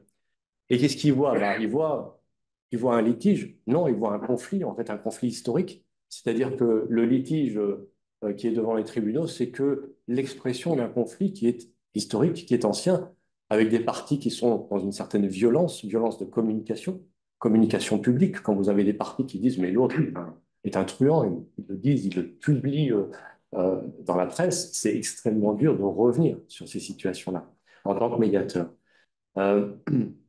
C'est l'absence de lien entre les parties. On parlait de culture tout à l'heure, mais en fait, il y a certaines parties dans ces contentieux qui n'ont pas de lien entre elles. Vous regardez si elles ont un passé commun. C'est vrai que le médiateur, il aime bien trouver du passé commun pour s'appuyer sur ce passé. Il n'y en a pas. Enfin, si, c'est du contentieux. Du futur commun, du contentieux. Mais il n'y a rien qui relie ces parties à part le contentieux et la contestation. Vous pouvez avoir, on en parlait, des positions qui peuvent paraître idéologiques, et tout à fait respectable, mais comment transiger, comment médier sur une position idéologique? Vous avez des intentions parfois affichées qui sont extrêmement claires. Je veux un débat public. Alors après, on va pouvoir se poser la question, OK, mais peut-être que dans la médiation, on peut insérer une dimension de débat public. Je veux une tribune, donc le procès. Donc les intentions peuvent parfois être un petit peu difficiles. Je suis lanceur d'alerte, donc je n'ai pas à négocier avec la partie que je dénonce. Je suis lanceur d'alerte. Certaines ONG ont communiqué là-dessus. Là aussi, parfaitement, enfin, grand respect. Mais c'est vrai que dans un contexte de médiation, ça va être difficile. Et puis on est dans un phénomène d'escalade judiciaire, on l'a vu. On passe par différentes actions sur plein de fondements juridiques. On arrive finalement au devoir de vigilance.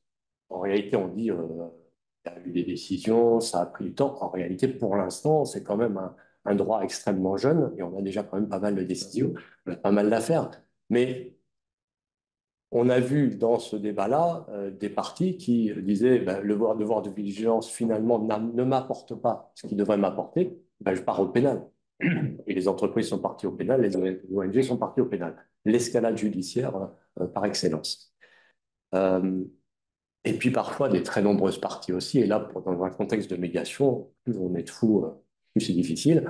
Plein d'intérêts divergents. Ça, c'est compliqué. Alors, c'est le rôle du médiateur, hein, vous me direz, mais si vous avez 30 parties différentes autour de la table, ça peut poser quelques difficultés. Donc, vous vous mettez dans cette peau du personnage du médiateur à l'époque. C'est vrai que face à ça, ben, il se sent un petit peu seul, le médiateur, et il aurait peut-être besoin d'essayer d'ouvrir le champ de la réflexion, finalement. Et pourtant, même dans ce contexte-là, à l'époque, ce qui était positif, et là, c'est vraiment le résultat de discussions tout à fait informelles avec des grandes entreprises, on ne dira pas leur nom, avec des ONG, des grandes ONG, on ne dira pas leur nom, mais quand vous discutez avec les entreprises, les ONG, au-delà de la posture, qui est normale parce qu'on est dans du contentieux, et on a un risque de contentieux, au-delà de la posture, il y a une volonté de discussion. Quand vous discutez avec les parties opérationnelles, enfin les opérateurs de ces ONG ou de ces grandes entreprises, on vous dit on n'a pas forcément envie au départ, mais on va bien falloir y aller, il va bien falloir discuter un jour. Donc ça, c'est intéressant. Et après, il y a des raisons pour lesquelles on n'y va pas tout de suite, il y a des raisons, la base n'acceptera pas, donc on voudrait une confidentialité renforcée. On va revenir sur ça, sur comment organiser ces médiations. Il peut y avoir des raisons pour lesquelles on n'affiche pas la discussion, mais on est quand même prêt à discuter. Donc c'était assez rassurant. Alors maintenant, ça c'est l'image qu'on en retient à l'époque, finalement, des grandes ONG, des grandes entreprises qui s'opposent et que tout oppose.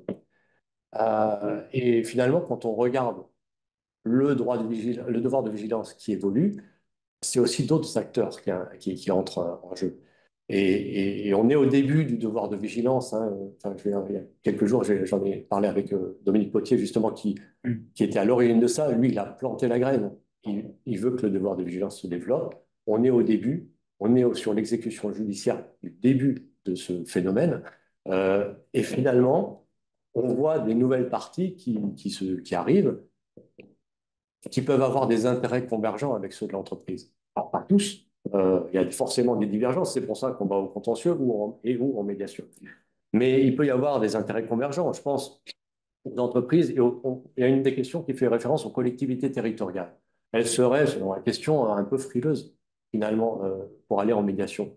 Peut-être aujourd'hui. Pourtant, les collectivités territoriales ont un lien avec l'entreprise. Si vous prenez une collectivité territoriale sur le territoire de laquelle se situe une grosse exploitation industrielle, la collectivité territoriale n'est pas que en opposition, au contraire. L'exploitation industrielle, c'est de l'économie, c'est de l'emploi, c'est la renommée de la région. Donc il y a des liens. Après, sur la modalité d'exploitation de l'industrie, là, il y a moyen à débattre et il y a certainement un très grand champ pour la médiation. Mais on n'est pas opposé à l'autre. On parlait tout à l'heure un peu dans cette dichotomie, finalement, je suis contre l'autre, je veux presque la destruction de l'autre. Non, là, on ne retrouve pas. Entre une collectivité territoriale et une grande entreprise, il peut y avoir une convergence d'intérêts et après, il peut y avoir des divergences sur les modalités d'exploitation. Donc là, pour moi, c'est peut-être qu'aujourd'hui, on sent, l'intervenant pourra me le préciser, une certaine frilosité. En réalité, l'avenir de la médiation est peut-être aussi dans ce domaine-là. On parlait des collectifs tout à l'heure, les collectifs de riverains, collectifs de consommateurs, collectifs clients, tous les collectifs, toutes les personnes intéressées à l'entreprise, en lien avec l'entreprise. En réalité, là aussi, ce sont des gens qui ne sont pas opposés à l'entreprise. Ils ont un intérêt à ce que l'entreprise existe. Ils consomment, ils sont à proximité. Quand vous regardez certaines régions industrielles en France, vous avez nécessairement dans les collectifs de pêcheurs, de chasseurs, de ce que vous voulez, qui évoluent autour, ou de riverains qui évoluent autour de l'installation industrielle, des gens dont un cousin, un parent, eux-mêmes, sont en lien avec l'entreprise, avec l'industrie, directement ou indirectement. Ça fait partie de la culture locale. Et en fait, localement, on ne s'oppose pas à l'industrie. On vit avec depuis des générations. Finalement, la vraie question, c'est comment on vit avec et selon quelle modalité. Et c'est là aussi où on va pouvoir faire entrer la médiation, parce qu'effectivement, on le disait tout à l'heure, incite à un acte préjudiciable, entre guillemets. Et ben, ce préjudice-là, on peut en parler, et cette modalité d'exploitation, on peut en parler. Donc, ce sont autant de situations, finalement, sur lesquelles on peut imaginer un développement du devoir de vigilance, parce que ça sera un moyen d'intervention des collectivités, ça sera un moyen d'intervention des collectifs divers et variés, et ça sera un terrain de jeu très positif de la médiation. Je parle d'une dernière typologie de partie, parce qu'on n'en a pas parlé jusque-là, les syndicats. Les syndicats, si vous les regardez du point de vue du médiateur, vous voyez quoi comme partie? Bien sûr, une partie qui de temps en temps est contestataire, mais c'est une partie qui connaît l'entreprise, qui connaît ce que l'entreprise peut accepter en termes de concessions, en tout cas qui connaît le prix de certaines concessions. C'est une collectivité, le syndicat, qui est favorable au travail, qui est favorable à l'entreprise et qui va simplement avoir un certain nombre de revendications qui peuvent très bien rentrer dans le cadre d'une médiation. On est face à des partenaires, là, qui sont habitués au dialogue social. C'est du pain béni pour une médiation qui devra certainement être adaptée. C'est une forme de dialogue, mais ça rentre complètement dans la logique de dialogue et de médiation. Voilà pour les différentes typologies de parties. Et ce qu'on peut en dire, c'est pour ça que je voulais revenir un peu sur cette dichotomie. Finalement, il y a ceux qui vont aller chercher une indemnité, il y a ceux qui vont s'opposer, pour moi, entre ces deux extrêmes, il y a, enfin, entre ces deux types, il y a aussi un boulevard avec un certain nombre de personnes qui vont venir demander, ils vont avoir une demande, qui vont avoir souffert un préjudice, qui vont avoir une gêne liée à une exploitation industrielle, par exemple, et qui seront tout à fait favorables à la discussion parce qu'ils sont dans des cultures de discussion.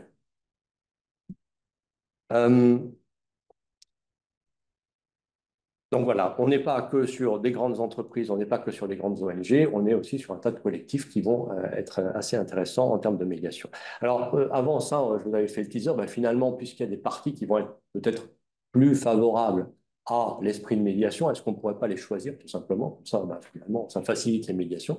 Et pourquoi pas même les choisir pour le contentieux? Alors là, c'est des élucubrations un petit peu, hein, mais je pense que c'est intéressant quand on est face à un droit naissant de se poser des questions et de voir comment on peut l'utiliser en prenant un peu de hauteur et finalement se dire, finalement, j'ai une stratégie. J'ai une stratégie judiciaire, j'ai une stratégie de contentieux. La médiation, c'est un moyen de régler les contentieux. Et finalement, qu'est-ce que je vais développer comme stratégie ici? On parlait de la séparation en phase contentieuse. En phase contentieuse, si je veux faire une médiation, surtout si c'est une médiation judiciaire, premier réflexe, je n'ai pas le choix des parties, c'est partir l'instance. Alors là, j'ai fait un petit peu de droit il y a longtemps et je crois me souvenir de ça. Mais finalement, est-ce que c'est tout à fait vrai? Je ne sais pas. Est-ce que si une des parties ne veut pas être dans la médiation judiciaire, est-ce qu'elle ne peut pas avoir tendance à se transformer en médiation conventionnelle? Il y a beaucoup de médiations qui sont initiées par le judiciaire et qui partent sur du conventionnel parce que beaucoup plus de souplesse. Et pourquoi pas finalement aller faire une médiation avec une partie des parties? Et puis ceux qui veulent vraiment rester au contentieux, ils restent au contentieux. Quand vous serez dans la phase contentieuse plusieurs années après, enfin en tout cas devant le juge plusieurs années après, et que vous aurez un accord avec une partie des parties, au moins vous serez en position de montrer que vous avez fait le jeu de la médiation, vous avez joué, vous avez dialogué, vous étiez dans une logique constructive, les autres parties aussi, et vous arrivez avec un plan. Est-ce que ça vous prémunit de tout juridiquement? Non, bien sûr, mais ça vous met dans une position, on va dire, différente quand vous abordez le juge. On parlait avant le contentieux, entre la phase de mise en demeure et finalement de contentieux. Là aussi, alors le délai est relativement court, mais là aussi, possibilité de jouer. Si mes souvenirs sont bons, la jurisprudence de 2024 dit que ce n'est pas parce que, enfin, vous pouvez être partie à l'instance sans être auteur de la mise en demeure. Là aussi, vous pouvez jouer finalement sur les parties. Vous avez des parties qui ne veulent rien entendre, qui ne sont là que pour le contentieux, parce que c'est leur tribune, respect. Mais je ne peux pas forcément discuter avec vous. En revanche, je vais pouvoir discuter avec d'autres parties et peut-être rééquilibrer dans tout ce débat, rééquilibrer le débat. C'est-à-dire, je ne suis pas que face à des gens contre, je suis face à des gens qui sont contre, mais qui sont prêts à aménager ou en tout cas à m'accompagner sur la définition, pas forcément la co-construction d'un plan, mais en tout cas un dialogue pour comprendre ce que je mets dans le plan et m'aider quelque part à avoir des idées aussi à intégrer dans le plan. En amont, là, je pense que là, on est déjà allé très loin, donc en amont finalement de la mise en demeure, en amont, dans le débat, là où il faut établir le plan de la loi en association avec les parties prenantes, bien sûr, à ce moment-là, on intègre les uns les autres. Alors, les syndicats, mais là aussi, rien ne nous empêche d'aller chercher des parties qui, sans être des parties qui sont ultra favorables à l'entreprise, seront des parties dans un débat constructif. Et donc, je pense qu'il y a une vraie stratégie, et je m'arrêterai là, sur le avec qui, une vraie stratégie à aller chercher des parties qui sont dans un débat constructif, qui vont challenger l'entreprise, ça, il n'y a pas de doute, mais qui sont dans un débat constructif qui va permettre d'arriver à la rédaction d'un plan de vigilance, la publication d'un plan de vigilance, et au-delà de ça, à finalement la préservation des intérêts qui sont visés par ces plans de vigilance, parce que c'est bien ça qui est l'objectif, la gestion de ces risques-là et l'atténuation de ces risques.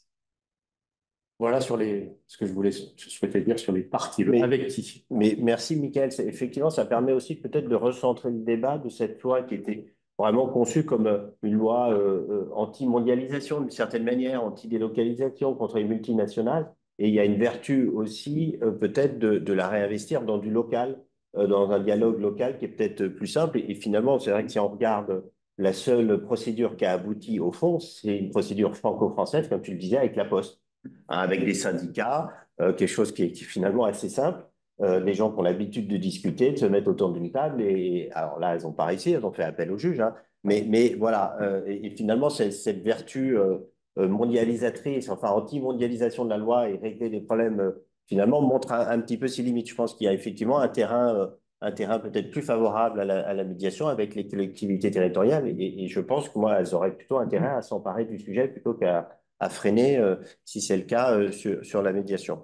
Et puis, effectivement, alors, on en arrive au comment, et c'est vrai qu'il y a un choix à faire par les parties, c'est-à-dire que les parties prenantes, euh, elles vont avoir le choix entre poursuivre le judiciaire, et avec tous les aléas que ça a, et avec les délais que ça a, et puis d'autres vont sans doute, je l'espère en tout cas, faire le choix de la médiation, euh, et vont pouvoir montrer que ça marche, et arriver à des résultats peut-être plus rapides que celles qui sont restées dans le judiciaire. Et d'ailleurs, il y a une question un peu intermédiaire qui porte sur l'ARA, sur Oui. l'audience de règlement amiable, savoir est-ce que éventuellement l'ARA pourrait être une bonne idée. Alors, moi,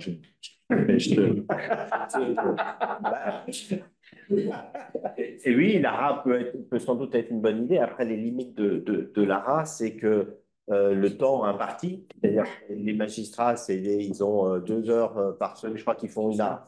C'est pour ça, moi, Les ça plus me paraît motivés, les plus motivés, ils font une audience par mois, je crois, consacrée à l'ARA. Alors, ça va peut-être augmenter, hein, et qui sont des audiences qui durent 2 heures, enfin des audiences, pas trop comment l'appeler, si c'est une audience ou si c'est une réunion.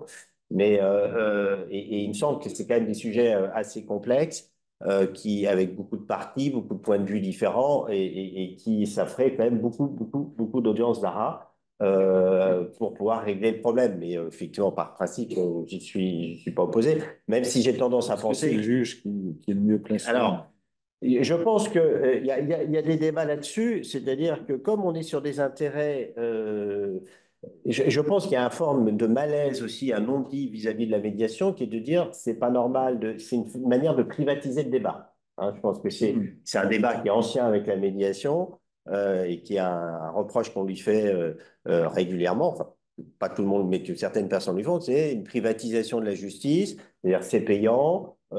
C'est opaque, ça se fait dans des hôtels, dans des cabinets d'avocats, dans des centres de médiation comme celui-ci. Et donc, du coup, et là, c'est pas normal parce qu'on est sur des questions d'intérêt général qui concernent tout le monde, l'environnement, la santé, les droits humains. Donc là, effectivement, peut-être que la figure statutaire du juge peut rassurer certaines parties en se disant, voilà, il y aura quand même des accords. Les accords qui vont émerger du NARA ne peut par définition pas être contraire à l'ordre public, ne peut pas léser l'intérêt général, alors qu'un médiateur peut être un peu plus éloigné de ces préoccupations-là. Donc c'est peut-être, ça répond à cette crainte-là, la volonté de passer par le NARA, mais j'ai quand même peur que d'un point de vue matériel, l'ARA trouve assez rapidement ses limites organisationnelles. Il y a aussi le fait que la médiation conventionnelle donne par rapport à l'ARA quand même une grande souplesse qui est de pouvoir faire venir des gens à la discussion qui ne sont pas nécessairement dans le procès. Et donc, ça donne, me semble-t-il, quand même un élargissement et une souplesse qui est utile à la résolution du litige. Mais je comprends la préoccupation de certains s'agissant de questions d'intérêt général, qui est quelque part la présence Ça du juge. répond à ces préoccupations Oui, qui apparaissent des communiqués de presse C'est vrai. À chaque fois, les communiqués de presse insistent sur la nécessité d'avoir une décision de Oui. justice. Alors là, on n'est pas sur une décision Non. de justice, mais effectivement. Et donc, on en arrive au comment, c'est-à-dire si on fait de la médiation, comment on règle cette question de la confidentialité. Je rappelle quand même que l'article 1531 du Code de procédure civile, qui renvoie lui-même à l'article 21.3 de la loi de 8 février, nous dit, sauf accord contraire des parties, la médiation est soumise au principe de confidentialité. Et ce qu'on oublie toujours, c'est le sauf accord contraire des parties. Ce n'est pas une règle d'ordre public totalement euh, à laquelle les parties sont soumises et à laquelle elles ne pourraient pas déroger. Donc, il est tout à fait possible, dans le cadre d'une médiation, de prévoir des fenêtres de communication, me semble-t-il, de faire des communiqués dans le cadre, de toute façon, en particulier si elle intervient dans le cadre d'un procès qui lui-même est public, hein, et assez largement médiatisé pour ce qu'on a pu voir, il ne me semble pas que la confidentialité généralement attachée à la médiation soit un obstacle, puisque ce n'est pas un obstacle dirimant, c'est quelque chose que les parties peuvent tout à fait aménager avec l'aide du médiateur et donc soulever cet obstacle si elle considère que c'est une véritable difficulté pour elle ou un empêchement pour faire de la médiation. C'est une problématique qu'on connaît déjà en arbitrage d'investissement, hein, où le sujet, l'arbitrage d'investissement, ceux qui en sont familiers portent souvent sur des questions d'intérêt public, hein, notamment d'intérêt général devant le CERDI. Et effectivement, beaucoup d'ONG ont combattu, à juste titre d'ailleurs, d'une certaine manière, l'arbitrage d'investissement en disant pas normal que les sorts de certains États se décident dans des chambres d'hôtel avec des arbitres internationaux. Celle de réunion. Dans les salles de réunion, oui. Les hôtels, absolument. Vous avez raison. Et par conséquent, voilà. Et c'est pourquoi l'arbitrage d'investissement, notamment au sein du service, c'est quand même assez largement ouvert à plus de transparence, plus de communication, qui est encore une fois tout à fait légitime. Donc, c'est des sujets qu'on est en mesure de traiter et sur lesquels on a des solutions. Donc, je pense que la confidentialité attachée à la médiation, lorsqu'elle est érigée comme repoussoir, non, on ne peut pas faire. Je pense qu'au contraire, enfin, à mon avis, c'est une mauvaise excuse. Je pense qu'on peut tout à fait faire des médiations et avec l'accord des parties et communiquer, faire des communiqués de presse sur le résultat. C'est d'ailleurs ce qui s'est passé, hein, d'une certaine manière dans l'affaire avec cette entreprise française et les ONG kenyanes. Il y a eu un communiqué et chaque partie a pu s'exprimer. Alors, peut-être qu'un communiqué a moins de retentissement qu'une décision de justice, mais pas convaincu.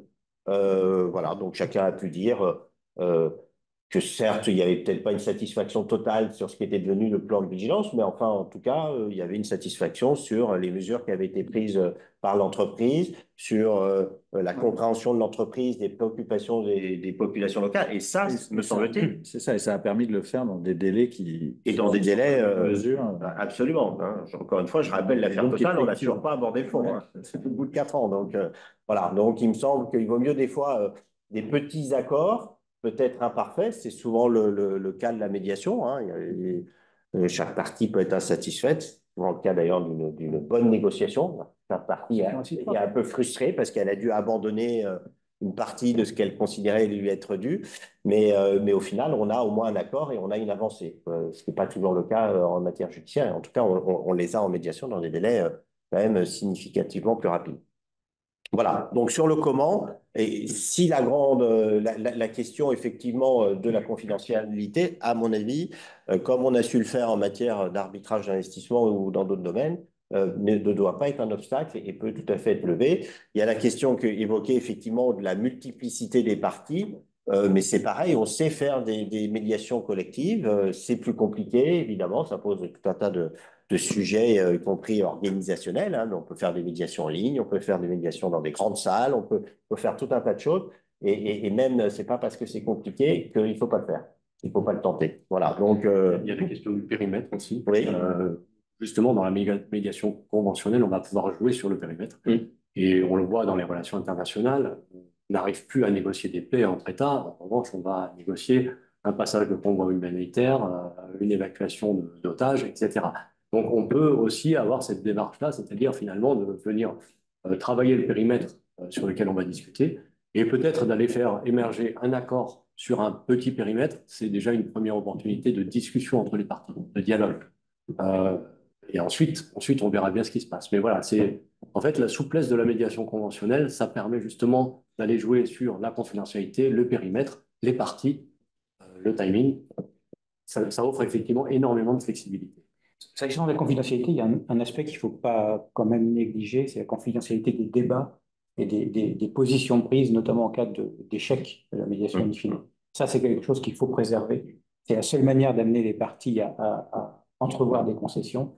C'est certaines que les pas qu'elles ont fait pendant la médiation pour tenter de trouver un accord ne pourront pas être utilisés judiciairement. Donc, il y a deux choses. Il y a la publicité sur le résultat, où effectivement, je crois qu'il y a une vraie flexibilité et c'est un gros atout. on doit préserver la confidentialité des débats pour que ça ne soit pas utilisé comme une manière simplement de prendre des informations et des positions qui seront utilisées ultérieurement dans le contentieux. Ça, c'est très important. Ouais, ouais. Bah, c'est aussi, rien n'empêche de signer un accord de confidentialité en entrant en médiation et de dire ce qui sera confidentiel et ce qui ne le sera pas. C'est la bonne pratique. C'est la bonne pratique. C'est la bonne pratique. Donc, là aussi, la médiation conventionnelle, me semble-t-il, offre cette grande flexibilité. Sur le comment, il y a aussi une question, Olivier. Est-ce que les avocats, enfin, pour les lignes, est-ce que les avocats peuvent être un obstacle à un succès d'une médiation? Moi, mon sentiment, c'est que je ne pense pas, parce que je pense que les avocats de part et d'autre, en tout cas quand on est dans une situation entre des ONG et, et une entreprise, je pense que les avocats de part et d'autre, pour des raisons probablement différentes d'ailleurs, peuvent avoir intérêt là aussi à accompagner, si on raisonne vraiment sous un angle purement professionnel, à accompagner leurs clients dans le cadre d'une médiation plutôt qu'à partir sur des années de contentieux, aussi bien côté entreprise que côté ONG. Mais voilà, je ne sais pas ce que tu en penses. Moi aussi, c'est mon expérience de médiateur, c'est que les avocats sont souvent aidants. En réalité, après, c'est au parti de bien les choisir, hein, évidemment. Non, mais c'est ça. voilà, C'est ta carte, c'est bon. si vous faites une médiation, si vous faites une médiation avec un avocat qui est résolument hostile à la médiation, effectivement, c'est pas une bonne idée. Bon, c'est une situation que je Ça n'ai peut pas vécue. ça peut arriver, C'est vraiment une situation non. que je n'ai pas vécue Voilà. en de nombreuses années de situation conflictuelle. Je n'ai jamais vu une médiation ne pas aboutir ou même ne pas intervenir parce que les avocats l'ont bloqué. Ce n'est pas quelque chose que j'ai vu. Plutôt avocat aidant, effectivement. Oui, je vois complètement ton point. Hein. Et après, on est dans une stratégie contentieuse. Soit on est pro-médiation, on va à la médiation, on souhaite y aller avec une intention qui est celle de la médiation, et l'avocat soutient son client dans ces cas-là. Si on a un avocat qui, finalement, est contre la médiation, c'est certainement aussi que dans la relation client-avocat, il y a quelque chose qui est contre la médiation. Soit que son client est contre la médiation, soit effectivement il n'applique pas la stratégie de son client, il ne restera pas son conseil. C'est ça. Parce qu'il y a l'accompagnement de la médiation, il y a le conseil sur faut-il aller en médiation aussi. Mais je pense que là, voilà, côté. J'ai jamais vu de situation où l'avocat clairement s'opposer à la médiation. Je peux vous poser une question? Moi, j'ai compris, donc il peut y avoir une pluralité d'opposants. Hein. Vous dites on peut faire une médiation avec certains, avec d'autres, on sait qu'on ne pourra pas pour des motifs idéologiques, etc. Le fait de s'attaquer à un plan, tout le monde ne va pas l'attaquer forcément simultanément, donc il peut y avoir un décalage dans le temps. Telle association va l'attaquer le jour J, 2 ans après une autre, etc. Vous arrivez avec un accord avec une association. Et vous savez, l'entreprise sait qu'il y en a 3 autres qui l'attaquent et qu'avec elle, ce sera du judiciaire parce que c'est l'idéologie pure et dans médiation, ça ne passera pas. Quel est l'intérêt pour l'entreprise de trouver un accord confidentiel ou qu'on déconfidentialise sur la nature de l'accord en sachant que le même plan, donc elle modifie son plan, je suppose, si elle trouve un accord, en sachant que le plan d'avant, lui, est challengé devant les juridictions, et donc peut-être que l'accord qu'elle a trouvé en médiation avec telle autre association, ça se trouve, il va tomber judiciairement parce qu'il y a une autre association qui, elle, va pousser le procès. Est-ce que ça, c'est pas un frein à la médiation? Pour l'entreprise, du point de vue de l'entreprise. Du point de vue de l'entreprise, je ne le pense pas. D'abord, il faut voir le résultat de la médiation. Le résultat de la médiation, ça sera probablement une modification du plan de vigilance. Donc, quelque part, un document public des actions mises en œuvre par l'entreprise pour prévenir ou compenser les atteintes environnement, santé, sécurité et droits humains vont évoluer et avec un raisonnement. Et même si on ne peut pas citer la médiation, citer l'accord, on a les fondamentaux, le raisonnement qui est amené à le faire évoluer va être quelque chose qu'on va pouvoir produire en justice. Donc, quelque part, il ne faut pas voir le résultat de la médiation comme étant l'extinction uniquement de la réclamation, c'est aussi une amélioration du plan de vigilance. D'accord. Et à partir du moment où on a un plan de vigilance qui a été amélioré et qui a été jugé raisonnablement acceptable par une autre partie, on a une bonne base de raisonnement pour justifier la solidité et l'adéquation du plan par rapport aux attentes de la loi. C'est-à-dire que le jour où le juge va statuer, en fait, il ne va pas statuer sur le plan d'origine, il va statuer sur le plan tel qu'on le présente. Je n'imagine pas un juge aujourd'hui prendre un plan obsolète et condamner l'entreprise alors même qu'elle l'a fait évoluer pour un plan qui n'est plus en vigueur. Donc aujourd'hui, on n'a plus l'obligation que la mise en œuvre porte sur le plan effectivement en vigueur et on autorise les demandeurs à maintenir une demande en considérant que la demande initiale n'a pas été réglée par le plan de vigilance en vigueur et ils ne sont pas obligés de refaire une mise en œuvre si le sujet reste le même. Mais par contre, si le plan à régler est un sujet, je ne vois pas un juge aller condamner une entreprise en disant vous n'avez pas pris les mesures alors qu'elle l'a effectivement fait, même si c'est en dehors du délai de 3 mois. Surtout que pour l'instant, c'est une condamnation à faire quelque chose. C'est une injonction de modifier le plan. Donc, Oui, alors ça va. déjà fait. Voilà. Après, ça va peut-être évoluer avec la mise en place, dans le cadre de la transposition de la directive, d'une autorité administrative qui, elle, pourrait venir sanctionner jusqu'à hauteur de 5% du chiffre d'affaires mondial. Sur les amendes, c'est différent. Voilà. Et donc là, la question pourra se poser différemment. Mais pour l'instant, on est soit sur une injonction, soit sur une réparation du fait de l'absence de plan. Donc, et quand on est sur le mode pénal, donc amende, ça ne peut pas être réglé par une transaction avec les sujets. Les poursuites pénales n'ont pas pour objet de compenser les victimes. J'ai tendance à penser qu'une entreprise, même dans un débat judiciaire, est toujours plus forte si elle est en mesure d'avoir montré qu'elle a pu transiger sur un certain aspect du litige avec d'autres. Elle peut pas le faire. Voilà. Par contre, le mécanisme, le raisonnement, voilà, le raisonnement reste. Même si on ne fait pas état du fait que c'est le résultat d'une discussion et d'un accord, on a quand même toute la matière qu'on peut produire, qui est une vraie amélioration du plan c'est vraiment comme ça qu'il faut le voir, c'est une amélioration du plan de vigilance. Et quelque part, on règle des sujets dans le nouveau plan, ce qui permet d'avoir une position plus affirmée. Et dire qu'il n'est pas unilatéral, c'est-à-dire que ce plan est aussi l'issue d'une concertation, d'une discussion qui a pu prendre place dans une médiation, une simple discussion, mais sous réserve de la confidentialité, hein, mais qui effectivement doit être aménagé de mon point de vue, hein, pour avoir toute son efficacité compte tenu des enjeux. La confidentialité doit être aménagée et c'est ce qui amènera aussi un peu les ONG à se positionner. C'est-à-dire il y aura celles qui resteront dans le judiciaire pur et qui en auront à peut-être subir les conséquences. Et puis il y aura celles qui entreront en voie de médiation et qui montreront, voilà, nous, ce qu'on a obtenu, c'est peut-être pas, mais c'est concret et on avance, quoi. Voilà. Michael, il y a une question aussi sur le profil des médiateurs. Est-ce que les médiateurs Oui, doivent j'ai vu, être effectivement, spécialisés spécialisés ou pas. Alors, dans le propos, il n'y avait pas. C'est rare qu'il y ait une réunion sur la médiation sans qu'on en parle. Ah voilà, donc on en parle. Chacun a son opinion sur ce sujet-là. Moi, je suis partisan de non. Alors, le médiateur doit être certainement sensibilisé au secteur, il doit être sensibilisé à l'entreprise, il doit être sensibilisé au monde des ONG, etc., etc.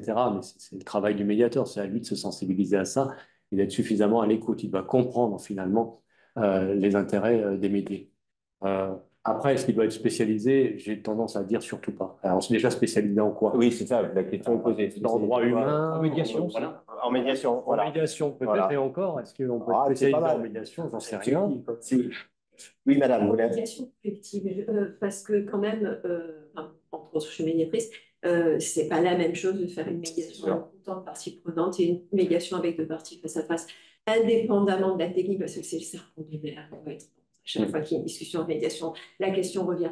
Mais en médiation collective, c'est un minimum quand même, parce que alors sinon, là, vraiment, voilà, il faut qu'il y ait un minimum d'expérience là-dessus, me semble-t-il, parce que c'est quand même très technique. Et je pense qu'on parle plus d'expérience. Oui, finalement, quel que soit le domaine, c'est il y a plus quand même d'expérience, de C'est sensibilité. bien d'avoir un minimum de formation dessus, voilà. mais c'est surtout la formation va venir avec le retour d'expérience. Oui. Je pense qu'il y a, vu le contexte quand même et les enjeux, voilà, j'aurais tendance quand même à vérifier ce point-là. Quand même. Et la technicité aussi, et la complexité de l'élaboration d'un plan de vigilance à l'échelle d'un groupe international, c'est quelque chose qui est difficilement appréhendable tant qu'on ne l'a pas touché du doigt, soit en étant en entreprise, soit en ayant fait des médiations de ce sujet. Il y a eu des jeux de rôle qui ont été organisés dans le cadre de mages, magistrats, avocats, juristes, où on a fait jouer à chacun le rôle gens qui étaient plutôt ONG, le rôle de l'entreprise, les gens qui étaient des magistrats, le rôle des ONG, et finalement chacun s'est rendu compte de la difficulté du rôle qu'on demandait à l'autre. Et je pense que si le médiateur y est sensibilisé, c'est un vrai atout quand même. Mais il ne faut pas qu'il soit spécialisé au point d'avoir une idée sur la solution. C'est ça. C'est le risque. C'est le risque qu'on a avec la compétence technique. C'est le risque des médiateurs. Voilà. C'est un vrai risque. Je prolonge la question. Est-ce qu'il faudrait plusieurs médiateurs? En médiation, ça pourrait être. Oui, mais Je pense que collège, ça Parce que pour avoir un peu de pression. voilà. Et puis, en cas de pluralité de parties, alors là, médiation forcément, parce qu'un médiateur tout seul va surtout va pas pouvoir voir tout. Et puis, en effet, en termes de sensibilité au secteur concerné, aux droits concernés, je pense que c'est intéressant la comédiation dans le cadre du devoir de vigilance. Est-il pertinent de poser la question de la césure, en fait, un peu à l'image de propriété industrielle, où une partie qui vaudrait finalement une condamnation, eh bien, obtient la condamnation, le plan n'est pas conforme, mais après, derrière, on pourra, à travers la médiation, eh bien, discuter, ouvrir le dialogue sur maintenant comment construire un plan bien qui évolue et qui satisfait les parties. Est-ce que ça pourrait être considéré comme pertinent? On va parler de l'ARA, mais finalement, Oui, mais la césure. C'est difficile, mais on ne va pas parler finalement de la césure. Qui a été introduite en même temps que l'ARA et qui a été introduite comme un processus amiable aussi. Voilà. Et effectivement, je pense que le devoir de vigilance pourrait aussi s'intégrer dans la césure, où effectivement on a une décision qui tranche une partie du problème et qui renvoie aux parties pour régler tout à fait. Une bonne remarque, la césure pourrait trouver sa place également dans le contentieux de la vigilance. Oui. La césure des noirs pour l'accord des deux parties, tandis que l'ARA, c'est une décision unilatérale du juge. Ça peut être une décision unilatérale du juge, oui, l'ARA, ouais. Pas la césure. Mais la césure. Pour l'accord. Il l'a demandé, donc il faut que ce soit eux qui s'en saisissent, mais ceux qui le connaissent suffisamment pour prendre l'initiative de s'en saisir. Enfin, le juge, j'imagine. Mais après, alors moi, j'avoue, je ne me suis pas trop penché sur le sujet. Je ne pense pas que la césure empêche une médiation. C'est-à-dire que les parties. Je dirais qu'elle va créer la parties peuvent. C'est ce qu'on C'est demander au juge de trancher un point. Voilà, c'est-à-dire une fois qu'il a tranché le point, il trouve la solution. Et voilà. Mais là, c'est assez adapté. Hein. C'est plutôt les parties peuvent se réunir sans médiateur, mais elles peuvent le faire aussi avec. La décision du juge, par exemple, si on prend la seule décision de fond qu'on connaisse pour l'instant, qui est la Poste, il constate qu'il doit y avoir des améliorations du plan, mais ensuite, il faut que c'est quelque sorte à l'entreprise d'améliorer le plan. Et donc, en associant les parties prenantes. Donc, on n'est pas loin de. Mais c'est vrai que la césure, la figure de la césure, elle me paraît assez appropriée. Ouais. Ce qui veut dire qu'on a quand même beaucoup d'outils. Au final, mine de rien, boîte à outils qui se remplit petit à petit, une boîte à outils de l'amiable, mais qu'il faut utiliser, alors qui sont tous un peu récents, hein, et la loi étant un outil parmi d'autres, la loi de 2017, c'est pas un outil de mode amiable, mais elle, par sa nature, me semble-t-il, par les prémices qui sont les siennes et qui étaient ceux du député Potier, visent à quand même instaurer un dialogue sur ces sujets-là, de l'élaboration jusqu'à la décision et même après la décision de justice, s'il doit y avoir décision de justice, ce qui n'est pas une fatalité non plus, me semble-t-il, sur ces sujets-là. Oui, David. Vous prenez pour concevoir et mettre en œuvre une vigilance. Et est-ce que du coup, vous avez spontanément recours à la médiation pour les secondes? Alors, on n'a pas recours à la médiation avec l'intervention au sens propre, avec l'intervention d'un tiers chargé de rapprocher les parties. On a par contre des consultations, on a un comité des parties prenantes. On a des consultations, comme je disais, locales, des commissions locales d'information qui nous permettent d'avoir un dialogue avec l'ensemble des riverains de nos sites. Ça, c'est une obligation en France, mais on le pratique aussi sur nos sites à l'étranger. On n'a aucun projet qui soit conçu sans une consultation, une concertation et une discussion de la manière dont on prend en compte les impacts qu'ont nos activités sur les populations. Je vais donner quelques exemples. En Mongolie, par exemple, on a aujourd'hui des projets de développement en Mongolie et on travaille avec l'ensemble des populations locales qui sont des nomades pour adapter leur circuit trajet, puisqu'en fait, les nomades font des cercles au cours de l'année. On aménage des points d'eau qui sont des points d'eau potables, potabilisés pour leurs troupeaux. Donc, tout ça pour permettre de ne pas avoir une perturbation de leur cycle de nomadisme, du fait que sur notre activité, il va y avoir une partie du territoire qui sera inaccessible. On a beaucoup d'actions qui sont discutées à la fois avec les parties prenantes, mais aussi les États hôtes à l'étranger, sur ce qu'on appelle les contributions au développement local. Donc, une partie des revenus de l'activité doit être réinjectée dans le financement d'infrastructures, dans l'aide au développement pour accompagner le développement économique qu'il peut y avoir sur ces régions-là. Donc, on a énormément de discussions préalables à nos projets et à nos activités, en cours d'activité, qui ont déjà naturellement lieu et qui, quelque part, ont été mis en avant dans le cadre de notre rapport sur le devoir de vigilance. Après, on a créé un comité dans l'entreprise, qui est un comité de vigilance, qui s'appuie sur notre direction HSE, qui s'occupe de la RSE, qui s'occupe aussi de la sûreté sécurité nucléaire. On a aussi appliqué notre direction des achats pour pouvoir faire des due diligence sur nos différents fournisseurs, afin de nous assurer de la compatibilité de leurs activités avec nos obligations de vigilance. Et puis on le fait aussi avec notre direction de la conformité pour tout ce qui est droits humains. Et à partir de là, on définit un certain nombre de règles qui sont les standards du groupe, qui sont déployés dans nos différentes business units avec un réseau qui à la fois transmet l'information, la sensibilisation, s'assure de la mise en place des mesures qui sont décidées et après font remonter les indicateurs et les informations pour qu'on puisse le mettre dans notre rapport sur le devoir de vigilance. Donc, et c'est là où on voit la complexité à l'échelle d'un groupe qui fait 14 000 personnes, qui est présent dans de nombreux pays, à avoir quelque chose qui soit quelque chose de construit. D'autant plus que je pense que ce n'est pas propre à Orano ni même au monde du nucléaire. On a tous l'impression que c'est des sujets qu'on traitait déjà. Et que quelque part, il n'y a pas grand-chose à faire, si ce n'est aller regarder tout ce qui est fait un petit peu partout au niveau du groupe et en faire un catalogue pour faire un rapport sur le devoir de vigilance. Je pense que ce n'est pas la bonne approche. Il doit y avoir une politique qui est insufflée, qui part des obligations et qui sensibilise, informe et demande aux gens de mettre en œuvre l'ensemble de ces obligations pour qu'ils en soient conscients. Et après, on voit si ce qui est fait correspond à cette politique ou pas. Et on met en place là où il y a des trous et on adapte là où ce n'est pas complètement adapté. Et beaucoup d'entreprises ont eu la tendance à dire, de toute façon, ça, on fait déjà, les droits de l'homme. Vous pensez bien, chez nous, il n'y a pas d'esclavage moderne. Le respect des droits sociaux, on a tout ce qu'il faut en place. On n'a rien à faire. Il faut changer le mindset. On a eu tout un travail de sensibilisation top-down, pour parler français, où on a commencé à sensibiliser la direction générale sur ces sujets-là depuis plusieurs années, pour ensuite insuffler un message qui soit vraiment un message construit et une approche qui soit très structurée et non pas simplement un catalogue de ce qui existe. Voilà, juste pour répondre. Juste pour vous approcher le microphone pour que la question sorte. Non, mais ça a été, c'est un travail de roman. Là, c'est bon.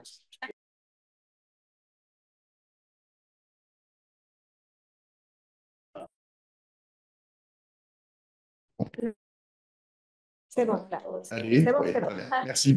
Bonjour, Jean-Pascal Nalianakian, médiateur CMAP et avocat. J'aimerais rebondir sur ce que vous venez de dire, Monsieur Guilbault, à propos du comité des parties prenantes, qui me semble être, vu de l'extérieur, un très bon laboratoire, des scénarios très difficiles qu'on a évoqués entre ONG virulentes, positionnées sur des questions de principe au niveau international, recherchant la publicité des débats et la décision de justice qu'elle recherche, et l'entreprise elle-même qui défend son cap, même fortement élaboré de manière équilibrée, comme vous l'avez décrit.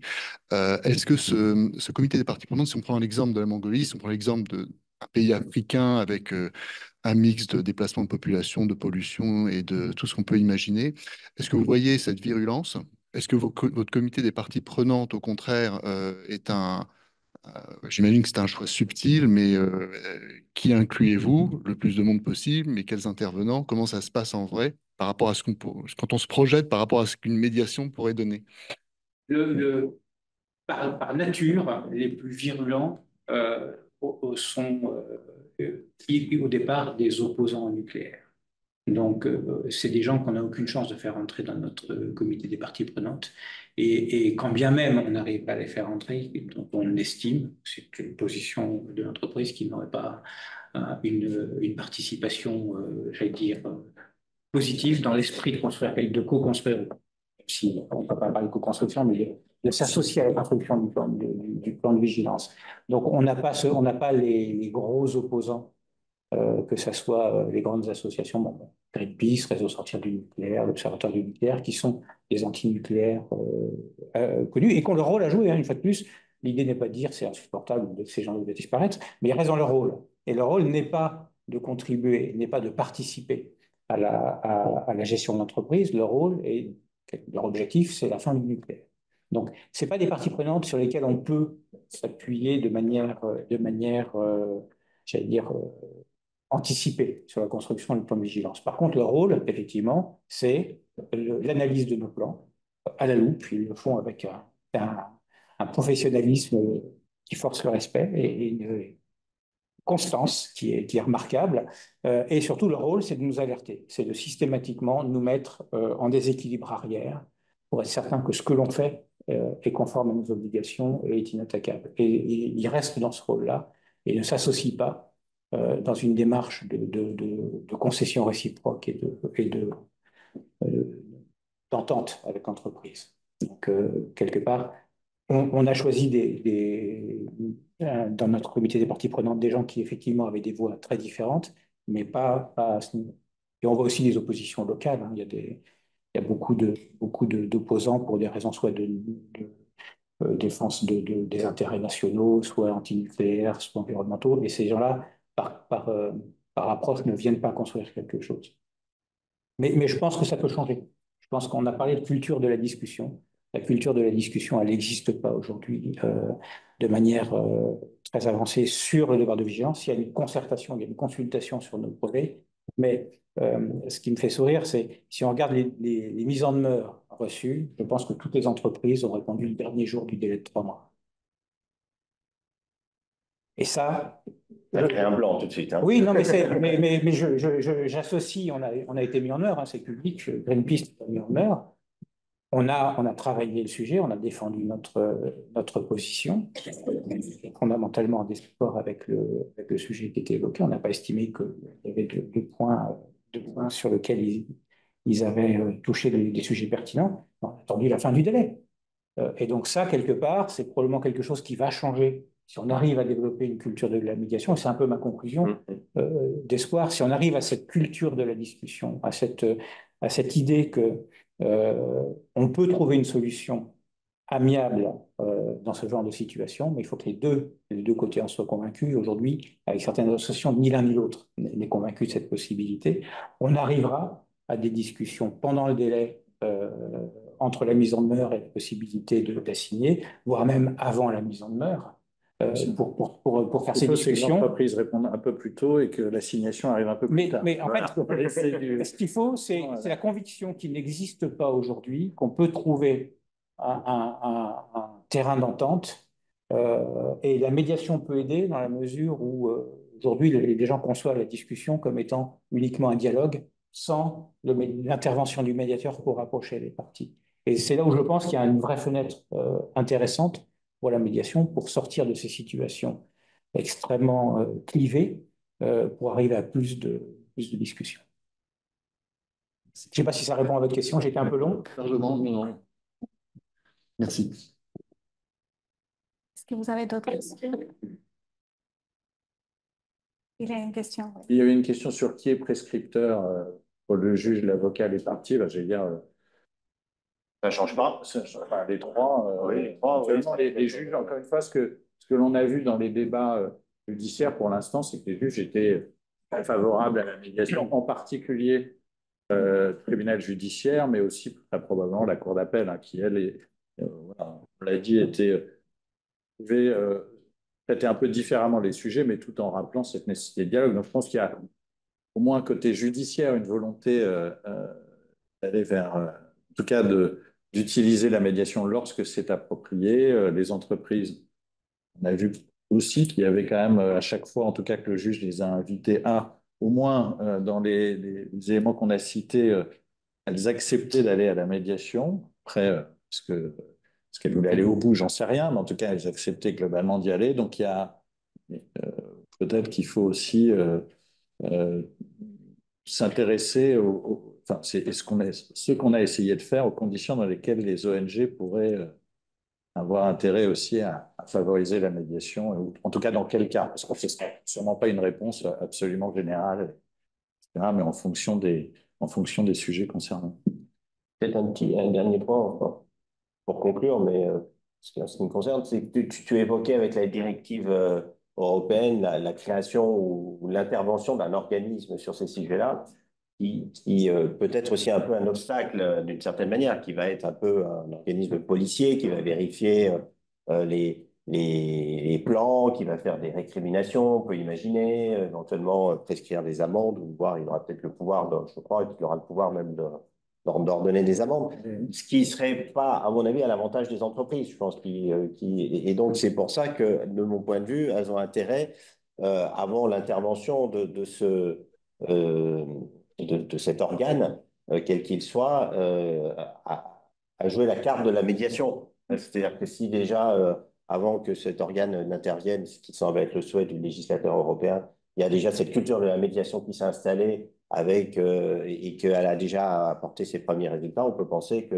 qu'il sera un peu plus en retrait, même si sa vocation première, c'est d'être un peu coercitif. Mais si les parties arrivent à se mettre d'accord assez facilement et que la médiation s'est installée dans le paysage, il va avoir peut-être un peu plus de mal à trouver sa place. Voilà, entre le juge et la médiation, cet organe. Oui, voilà. oui, non, c'est sûr que ça va l'interrogation venir, des années à venir. Et étant précisé, et ben, moi ce seront mes derniers mots, mais ça me permet de répondre à la toute première question qui a été posée, qui est au tout début, qui était est-ce que le devoir de vigilance s'inscrit dans le cadre de la RSE? Et oui, la réponse est oui. Voilà, et c'est un outil évidemment très important, enfin avec un effet de levier important, et je pense que ce qu'a dit Yann tout à l'heure sur le fait de ne pas se contenter de faire une collection de ce qui existe, mais de reprendre vraiment la totalité du processus pour la mise en place de ce plan de vigilance, c'est évidemment essentiel. Et ça s'inscrit aussi dans un ensemble d'autres textes, avec l'information extra-financière, avec aussi dans certains secteurs, une approche sectorielle qui est déjà très avancée sur ces notions de vigilance. Donc, on est vraiment dans une politique globale on a vu que, pas plus tard que la semaine dernière, l'AFA faisait un lien entre publier un guide sur la politique anticorruption et la CSRD, qui implique un certain nombre de déclarations aussi. Donc là, on voit bien qu'on est à un moment où tout le monde doit s'organiser. Je dis tout le monde, pour terminer sur la question de la directive, c'est en tout cas les seuils, même s'ils sont un peu plus hauts que ce qui était envisagé, on est in fine, quand on sera en 2029, on est à 1000 salariés et 450 millions d'euros de chiffre d'affaires, avec un seuil spécifique pour les franchises, et pour les entreprises non européennes, 450 millions sur le territoire français. Donc, on voit bien que ça va concerner, européen, pardon. Donc, on voit bien que ça va concerner un nombre significatif, mais surtout, par ensuite, ce que relevait Yann, c'est-à-dire la chaîne